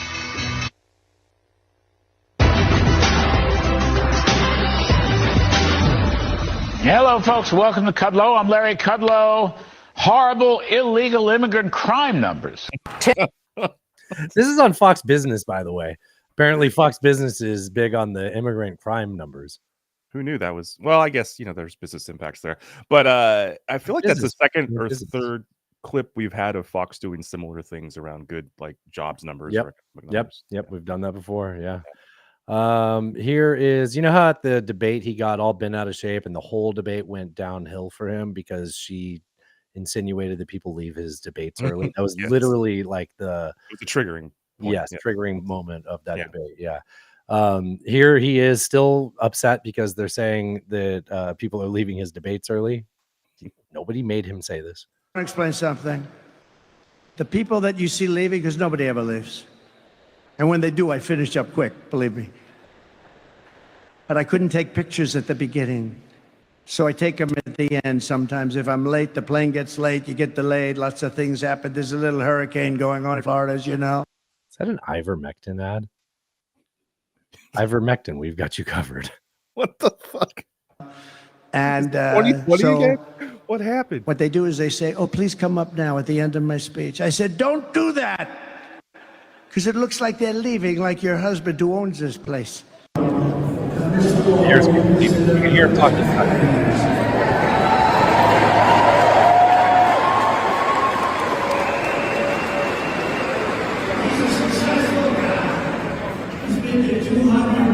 I want to explain. To be honest, that actually looked like those were people going in. I don't trust this footage. I'm okay saying that. Because why would they be stopping them if they're leaving, right? Yeah, I couldn't quite understand what that footage was, so I'm not sure. But I mean, he was in the middle of the speech. They didn't get there on time. This is true. What's this one? This is, I'm getting this loaded. It is. Oh, you know how earlier in the debate when Vance was like, he always conceded and he's never lost. We played another clip where he's like, peaceful transfer of power all the time. Yeah, and he said like something in this show in the last 2 hours. Somebody said that he didn't lose, and but here he is. More votes than any sitting president in the history of our country. We lost by just a little bit. I feel like I'd be really mad if I was in jail fighting over the fact that they didn't lose. Well, what is this? Is this a tactic? Is he trying to moderate himself going into the final months and say, like, if anybody's on the fence, you can hear me saying, and I admitted I lost? They must have some data that's like, if he admits that he was that he was wrong about that, I could still support him. He actually did walk that back in an interview later. Oh, wait, really? He's been flip-flopping since then? Yeah, and said, no, that's not what I meant. I was being sarcastic or something well, like that. That was in a debate. That was in the debate he said that. No, in another interview after more this. recently. Yeah. And then so whenever it's convenient, he just shifts the way what his meaning is. And I did that when I was like a preteen, and I didn't understand like the value of your word, and you just figured you could say things and get out of an uncomfortable situation. And I've seen a clip from somebody on the right, I can't remember who, being really pissed off that Trump said that as well. It's like a Tim Pool or somebody like that. Oh, well, don't want to upset them. You got the Russians against you. Here he is. So here's Vance. This is like anybody who's viewing this, I apologize. There was a lot of words on the screen. Yeah. This is for audio purposes. This is Vance just blatantly lying, saying that the insulin cap at $35 that was passed during the Trump administration, in which Kamala Harris cast the tying vote, or the deciding vote, because it was tied, which that means JD Vance, who was a senator at the time, was on the wrong side. He voted against it, so he knows he voted, and he's just lying, saying that Trump created that $35 insulin cap. Here. In fact, Donald Trump's record on healthcare was so good that the main thing Kamala Harris talks about is actually an achievement of Donald Trump's, which is getting insulin down to $35 a vial. Thank Donald Trump for that. Don't let Kamala Harris lie and take credit for it. I didn't know if that was one of those doubled up clips where they have somebody else proving it afterwards. Yeah, I mean, like she cast the deciding vote. You were a part of this. You're not a serious person. Like, you are a lying person. Like, and all that does is dilute your valid arguments and criticisms of Kamala Harris being also insincere about things and making statements that contradict earlier statements. Like, you are creating a wash there, and then I can just go with, well, which one of these people do I not fucking hate as much? Right. I think someone in the group chat, he's fine. Paul was like, Kamala Harris is the least qualified person to be president. And I was like, best I can give you. Look, I really want to agree with you, but in the contest we're in, best I can give her is second worst person in America to be president. That's still very damning, but we've been narrowed down to these choices. Right. Like, I think he even liked that one. He's been spicy in the group chat. He came back from he's been on hiatus after. Yeah, I was gonna say he was yeah. Well, he's closed down his shop. He's been living La Vida Loca, man, Right. Yeah. But he's always a good sport about that. I like that, because I feel like I'm kind of a cunt with him. I'm like, dude, you're saying this here. This is, why it's not true. But yeah. And then we find something. We start talking about dogs or something. We all get yeah. Here is Big Mike keeping his priorities straight. This is Big Mike, the House Speaker. Republicans too, including House Speaker Mike Johnson. Even though he's gotten him all this money, he upset him. And the reason why Johnson's upset, not because Zelensky's back in the U.S. demanding more taxpayer money, it's because Johnson didn't get an invitation to Zelensky's little tour of the bomb factory in Pennsylvania. Johnson wrote a letter to Zelensky demanding that he fire the Ukrainian ambassador to the U.S. because he went to that ammunition factory in Scranton, Pennsylvania, and didn't invite a Republican. So he's saying it's election interference. I'll read part of this letter, but just out of all the things for Johnson to get mad at Zelensky about. I love getting like picky about Dave DeCamp and Anti-War Radio, but he's spot on with this one. It's this. So Johnson said in the letter, quote, "I demand that you immediately fire Ukraine's ambassador to the United States, Oksana Markarova. The facility was in a politically contested battleground state, was led by a top political surrogate for Kamala Harris, and failed to include a single Republican because, on purpose, no Republicans were invited." Alan, can you think of a single reason why a Republican wouldn't be invited to the tour with Zelensky on the munitions factory that provide the weapons that the Ukrainians need in the war? Because the Republicans don't want to give them the weapons. Because every time that the funding doesn't go through for that, it's because of the Republicans. Okay. Also, Big Mike's from Louisiana. I mean, I can understand it if, like, he was from Pennsylvania and he's like, "This is in my backyard. I'm literally a representative here and I wasn't invited." That would be maybe an argument, but not when you're the representative from Louisiana. It certainly doesn't sound like election interference. No. The tour was clearly a partisan campaign event designed to help Democrats, and is clearly election interference. And no, it happens to help Democrats, probably, and that's because you have put yourself into the corner of not supporting them. You took that policy position. Yes. So there you go. So he's upset, and I think he's referring there to Josh Shapiro, the governor of Pennsylvania. He was there and signing bombs, signing artillery shells with Zelensky.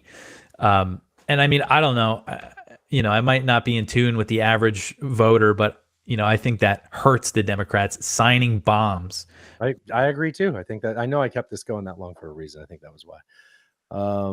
You want the signing of the bombs thing was, they tried to make kind of a big deal of that. Well, it was a bad look when Nikki Haley did it. It said like finish the job with Israel, right? Like, what, you're okay with signing bombs and it's for someone that you find more despicable, like dirty Russians, dirty Ruskies, dirty Russians. I was trying to think of something else. That's all. I was trying to think of the Russian slurs, but it didn't come to mind. Here is a Republican congressman on Fox. Okay. Right. Okay. Saying that it's the Republicans' fault that the border isn't secure. Again, on Fox. Yeah. So what's wrong? There's Maria Bartiromo,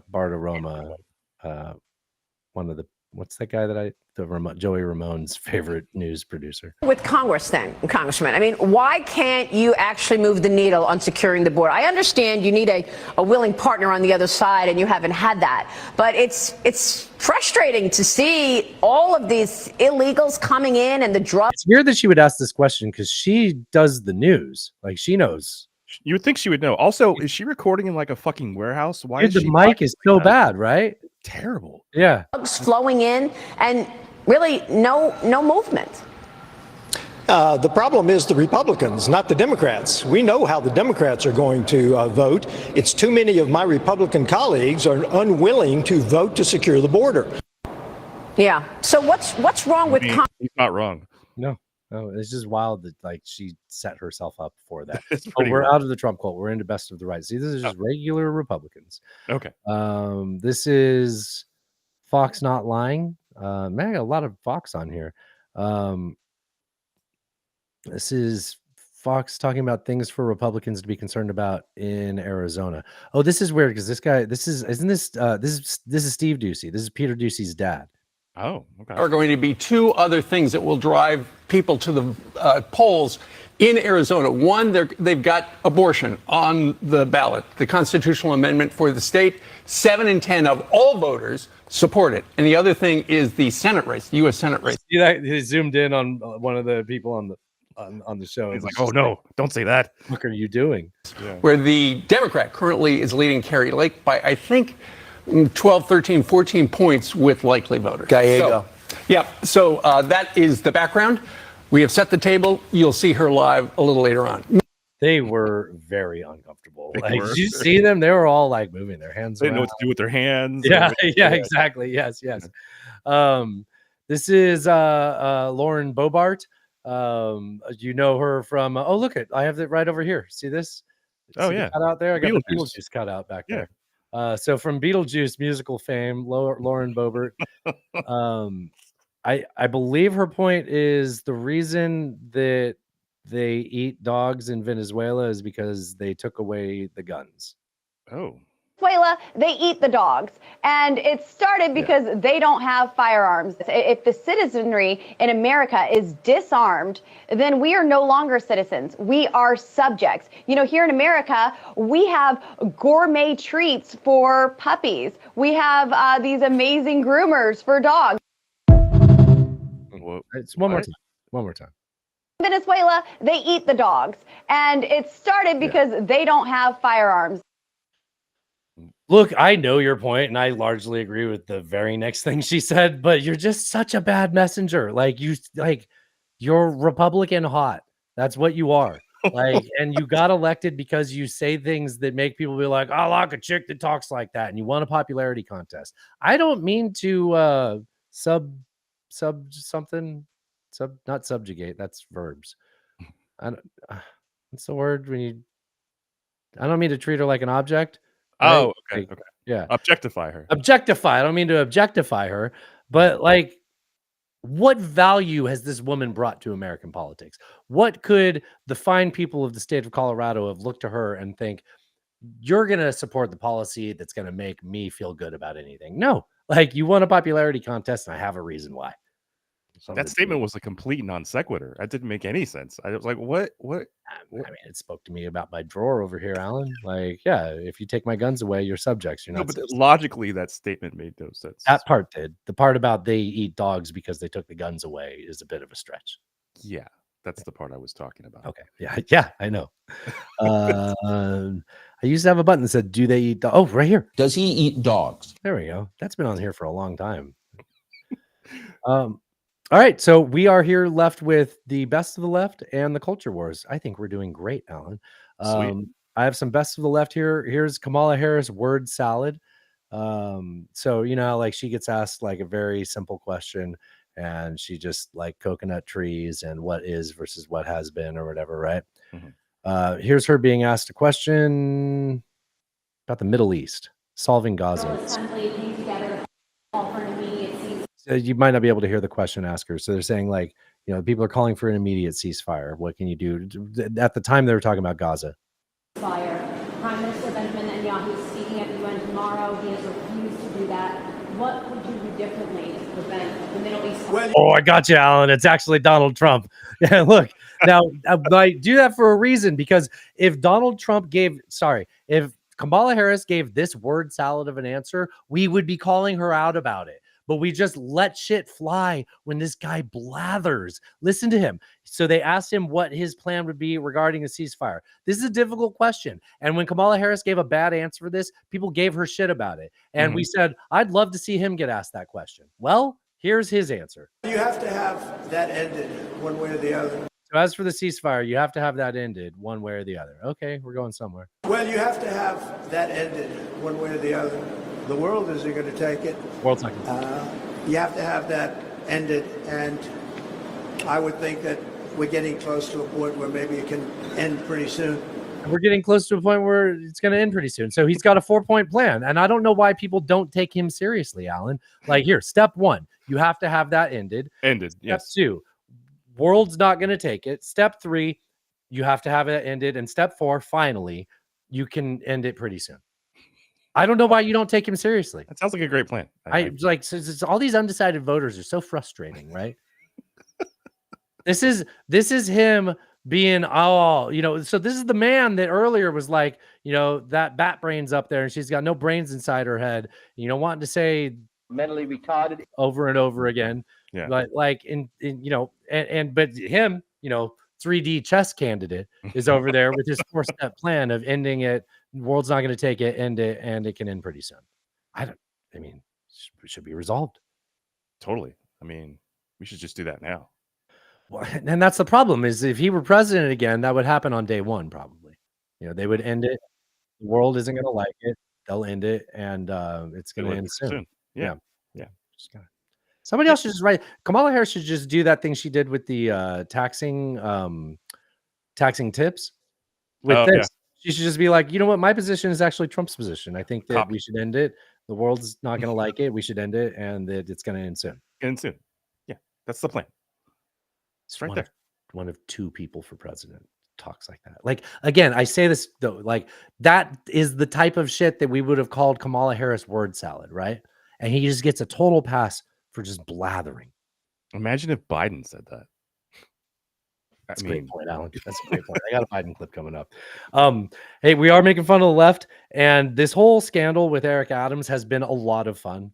It has. But I'm a little frustrated that I think that might be what he's most remembered for, and that's not what I want him to be most remembered for. Oh. I want him to be most remembered for this interview he did on like local TV in 2023. This is December. This is like the year wrap up of 2023. And they were like, what does it mean to be a New Yorker? What does this year mean to you? What is the word? That's what he asked him. They asked him, it was a softball question, right? And he's already been a mayor for like a year at this point, right? Yeah. And all he had to do was say something about like how great New York is, right? Like if you remember that Family Guy where it's like he's in the job interview and they're like, what do you see yourself doing in 5 years? And he looks at the picture of his wife on the desk. He's like, don't say doing your wife. Don't say doing your wife. Right? Like all you have to do as mayor here is don't bring up 9/11, right? Like, and that's probably what's going on. Is they're like, what word describes this year? And he's like, that's easy. Definitely anything but 9/11. When you look at the totality of the year, if you had to describe it, and it's tough to do, in one word, what would that word be? And tell me why. New York. This is a place where every day you wake up, you could experience everything from a plane crashing into our trade center to a person who's celebrating a new business that's open. This is a very, very complicated city, and that's why it's the greatest city on the globe. That man needs to go down. That needs to be on his epitaph, right? Like that needs to be the thing. I don't want to remember him for all these like Turkish spoilers and all these things. I want it to be New York. It's the greatest city in the world. You could get 9/11 or you could start a small business. It's America. What's your one word for New York this year? New York. 9/11. New York is the word. New York is the word for New York. And it's I mean, because we have such a broad spectrum. You never know. Like, there could be planes in buildings. You can wake up, it's a nice sunny Thursday, and it's just like, what a great day for America, right? Maybe it was a Tuesday. Never know what to expect. That's why I love my job. Yeah. I do forget if it was a Tuesday or a Thursday, and it's always tough for me because you always say that. I think it was a Tuesday. I think you're right. Yeah. But it felt like a Thursday. Yeah. Because we didn't have school afterwards, Alan. Yes, I remember it. You were in poli-sci. I was in poli-sci, and I only had that class on Tuesdays and Thursdays. So I know it was one of those 2 days. It's weird the fact you remember 20 years later, right? It's like which day of the week you had a certain class. There's maybe a milestone event there. Yeah, significant day. Oh, so look who this is, Alan. Do you remember last week we had this lady, Stephanie Rule, on the show? She was on the Bill Maher program, and she was like blatantly shilling for Kamala Harris, right? You remember that? It's not how I remember it, but okay. What are you talking about? She was like, no, wait, hold on. Really? We can debate on this. So the guy was saying like nobody knows what she stands for. Like, and she's like, who the fuck cares what Kamala Harris stands for? She's not Donald Trump. She's great. She doesn't have to answer any of your questions. That was that's kind of what she said. Yeah, that's true. Yeah. Okay. Guess what that landed her? Oh, the next sit-down interview with Kamala Harris. Prices are still high. Yeah, I agree. There is no way she knew that when she said that, right? Because if you don't say those things knowing that you're going to be drawn the connection to that. Like that interview was scheduled after she did that. There's no way that was scheduled before, and she had the nerve to go up there and just like be a blade. You would say, I can't answer that. I'm about to have an interview with the president. You know what I mean? Perhaps. I don't know. I think in her case, either way she believes that, so she would say either way. But okay. agree with you. You said you want to take this on by going after those who engage in price gouging. Yeah. So this is an interesting clip to me that I am picking on her a little bit here.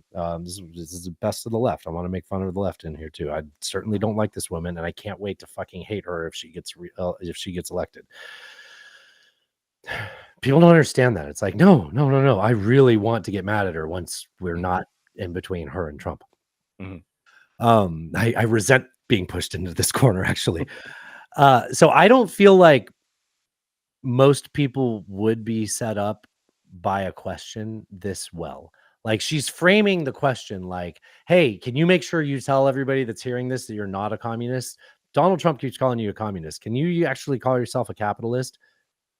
Hear this. But as somebody who supports free markets, who's a capitalist, how do you go after price gouging? See what I mean? Like, it's weird that she like, hey, I don't want to let you say the wrong words. We want America to hear that you're a capitalist. Without implementing. So also Stephanie Rule's background is she was a financial reporter for most of her time coming up in the news industry. That's So- interesting. I didn't know that, or I didn't remember that. Yeah, so for her to address that specific issue is not that's definitely in her. Okay. wheelhouse. Okay, I'll give you that. Okay. All right, cool. Okay. Implementing price controls. Because once we get in this zone, people start to get worried and they say, I don't know what she stands for. So, just to be very frank, I am never going to apologize for going after companies and corporations that take advantage of the desperation of the American people. And as Attorney General, I saw this happen. In the midst of an emergency, whether it be an extreme weather event or even the pandemic, we saw it, where those few companies, not the majority, not most, but those few companies that would take advantage of the desperation of people and jack up prices. Yeah. I actually wish they would do that. Don't you remember when you couldn't buy any like hand sanitizer or anything like that, but you wanted some, but people went and bought all of them? Or same thing with toilet paper. That's because toilet paper was the same price it was. If they doubled and tripled in price, you would buy exactly what you need, and you wouldn't go buy 1,000 times than you want so you could go sell it. Well, I understand what you're saying. I do think if I believed in hell, I would wish that there were a special place in hell for people that show People up would do in that, places- yeah. Well, people that show up in places like Asheville, North Carolina, with cases of water and start charging $50 for them. Right, but largely people aren't. People might be charging $1 for it just so they can get their money back. Now, I think if you're going to go to that extent, you should probably just give that to people. Like, but yeah, I do remember when post not post pandemic, Post Malone during the pandemic, where I was trying to reopen my store, and the shipments of hand sanitizer were late, and we were supposed to open like the next day, and they hadn't shown up yet, and because this was hand sanitizer for you to use or for you to sell? to use Uh-huh. for employees, Yeah. and customers. It was supposed to be coming from China or some fucking place. Anyways, didn't show up when it was supposed to come. So I was going to like every CVS in a like. Do you 30 remember when they were telling us to make it with like tequila? I do, like Vaseline and like rubbing alcohol. Or Yeah. something. Anyways, so I went to like I don't know how many different CVS's and other stores, and they all had limits. And finally, one of the stores I went, I was like, "How much is limit?" And the guy was like, "Well, what do you need it for?" And I was like, "Look, I'm opening my store tomorrow. The shipment didn't show up, and so I'm just going to all these stores, buying as much as they'll let me, so I can open my store." And the guy was like, "Take what you need." And I used to have that same problem when I'd go and get pseudo so that I could, like, they'd give you a limit for how much pseudofedrin you make some crack. Yeah, it was yeah, Not crack. It was meth. Yeah, crystal meth. blue stuff. Me and this professor. Yeah, Mr. White. Yeah. All right, I think we killed that clip just fine. Good job, bud. I appreciate it. That was a fun little riff with you there. So remember early on in that where I was talking about how nobody would ever set up the presidential candidate with such a softball, like framing it how they want them to answer, right? Right.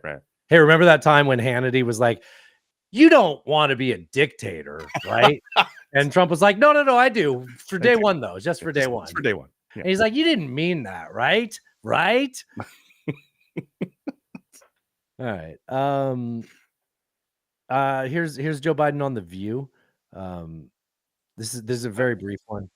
So they were on The View, and the context of this was him dropping out of the race, and then Whoopi steered it towards how much she was like ride or die for him, and she's like, but Trump wouldn't go away after the last election, and I just wanted him to go away, but he was bothering us. And then what you won't, because nobody's going to say it's going to be a sound. Biden he pretends to squish a bug on the table. Ooh. Then he just wouldn't go. He was like a bug. He just kept being there. He was like a bug right there. So you felt. Wow. So, I mean, this is the man that got knocked out of the race by Donald Trump. A bad debate with, and he's pretending that he swatted the bug. Mm-hmm. It's also kind of violent. Dude, I thought about that. I don't give a fuck about that.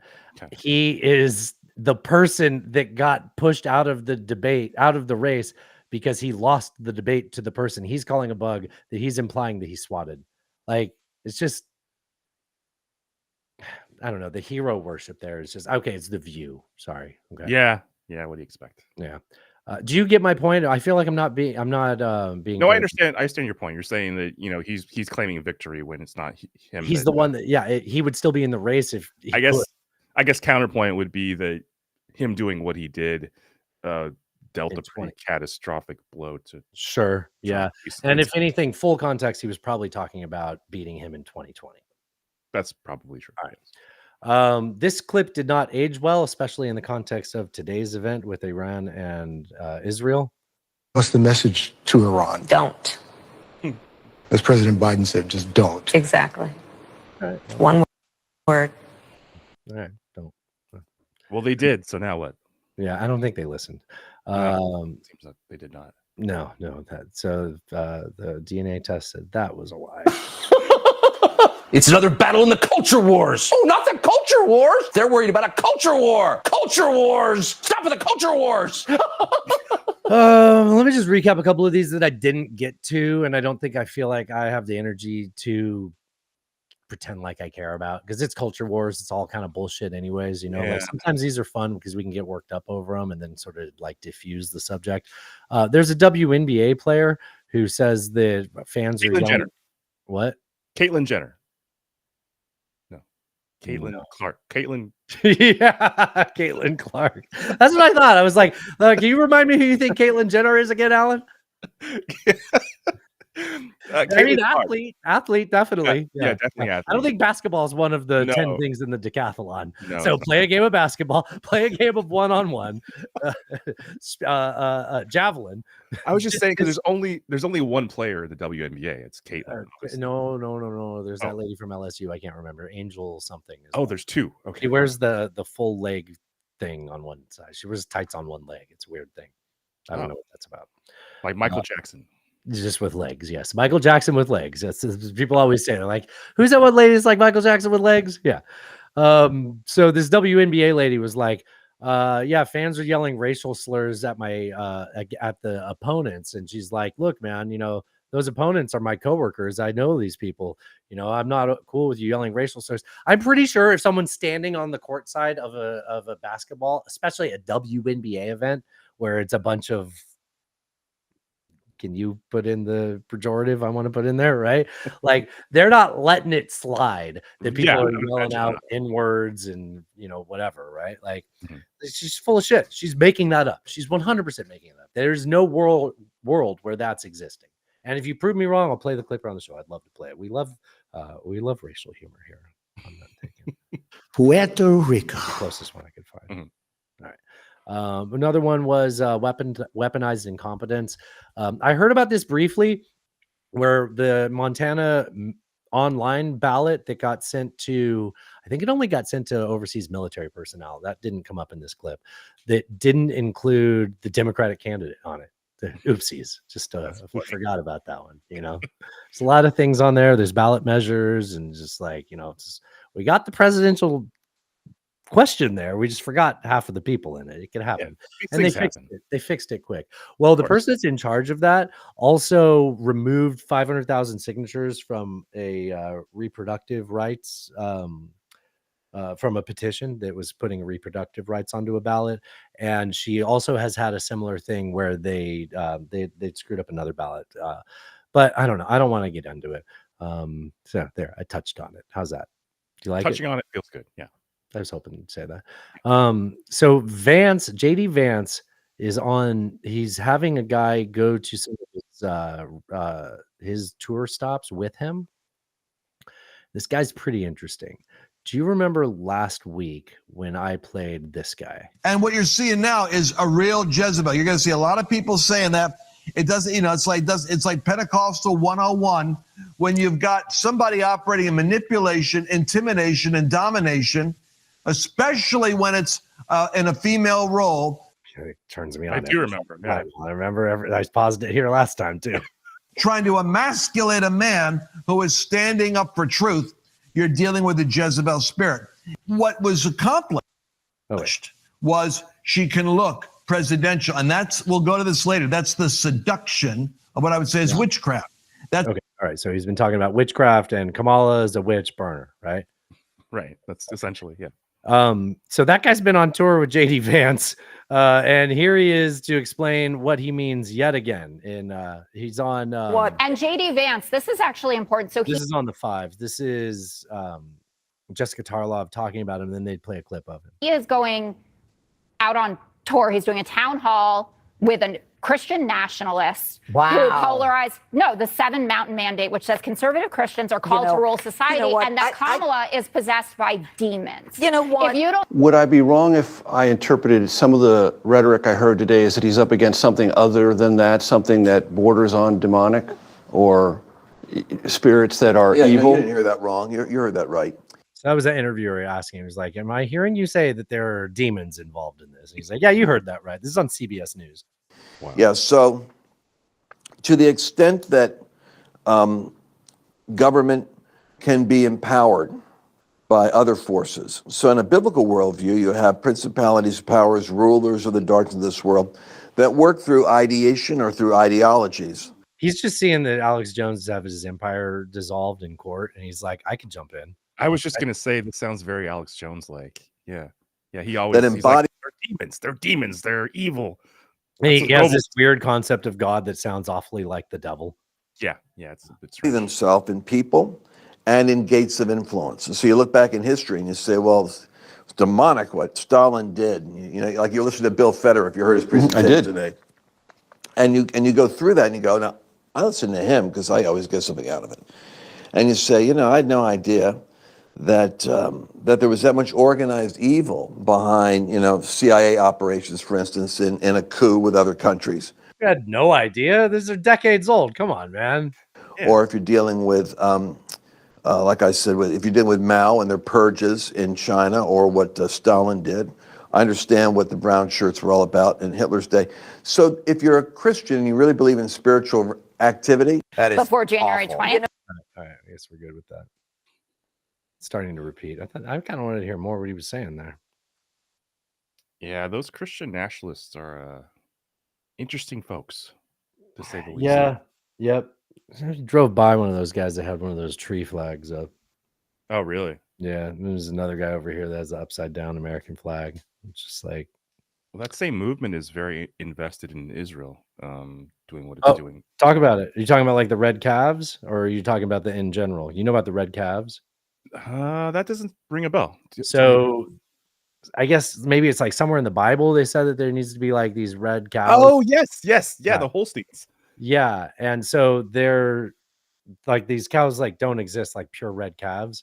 Trying to So breed these guys were breeding them in like, I don't know, Oklahoma, Texas, I think. And they bred them, and then they sold them and transferred them to Israel. There's Israeli groups that are, probably related to that Ben Gvir guy, right? They're trying to get them over there, and the whole intention is to bring about the return of second coming of the Messiah, essentially. And for that to happen, certain events have to, or certain things have to happen. Israel has to occupy a certain place. I mean, that's been a lazy argument for most of our life, right? Like I feel like we're talking about something we talked about in the 2000s and we haven't talked about in a few decades, where it's like a lot of these people on the Christian right they support Israel because they need Israel to be at a certain position so that God can come back, right? Like we got tired of talking about that during the Bush years. I feel like we walked away from it, but those people, like they didn't go away. Didn't go away. Yeah. Yeah. They're still there. That movement still exists. Yeah. Oh my God. Well, we either have one clip, and if it doesn't go well, we have one more clip. So we potentially are at the end of the show. Oh, all right. That's kind of crazy, right? It is. Let me play you a clip of Donald Trump recently, and then I'm going to ask you a question. Okay. So Donald Trump recently has been Kamala Harris's dad is purposefully not in the political spotlight. He is the Jamaican one. Is he the one that might have been a Marxist professor? Oh, that's what the accusation. But he's not. But he's not like he's not a political creature. No. Right? Or in terms of politics, like everything I just said is a very political thing. But as an individual, he is he's not. He stays out of this, right? Yes. So Trump has been dragging her like 80-plus-year-old man into his complaints now. Right. And I have a question for you. So fire up your Google machine in just a second, okay? Okay. I didn't open the clip. Sorry. Okay, get ready, America. And where is her father? I'd love to speak to him. I'd love to speak to him because nobody's heard from him, but I would like to speak to him. So he'd like to speak to her father for no fucking reason. And that got me curious. So then I decided to Google, what is Kamala Harris's dad's name? Go ahead and type that word, those words, and go ahead and give me your answer. Read it whenever you see it. Donald J. Harris. I love America. Y'all let me in this damn house. Oh, how about that? Come in the name of peace. LMFAO. So what in the world is this? Trump's pee-pee. Why would you say something that stupid? I come without explanations or solutions. See you next time. I'm a very sexy lady, cat turd. I will not suffer this harlot. How great! An anti-American Marxist. Ted Cruz, go fuck yourself. Read the news. China is asshole. God bless the United States. Now this is Podcasting. All right, dude, drive safe. Cheers. Cheers.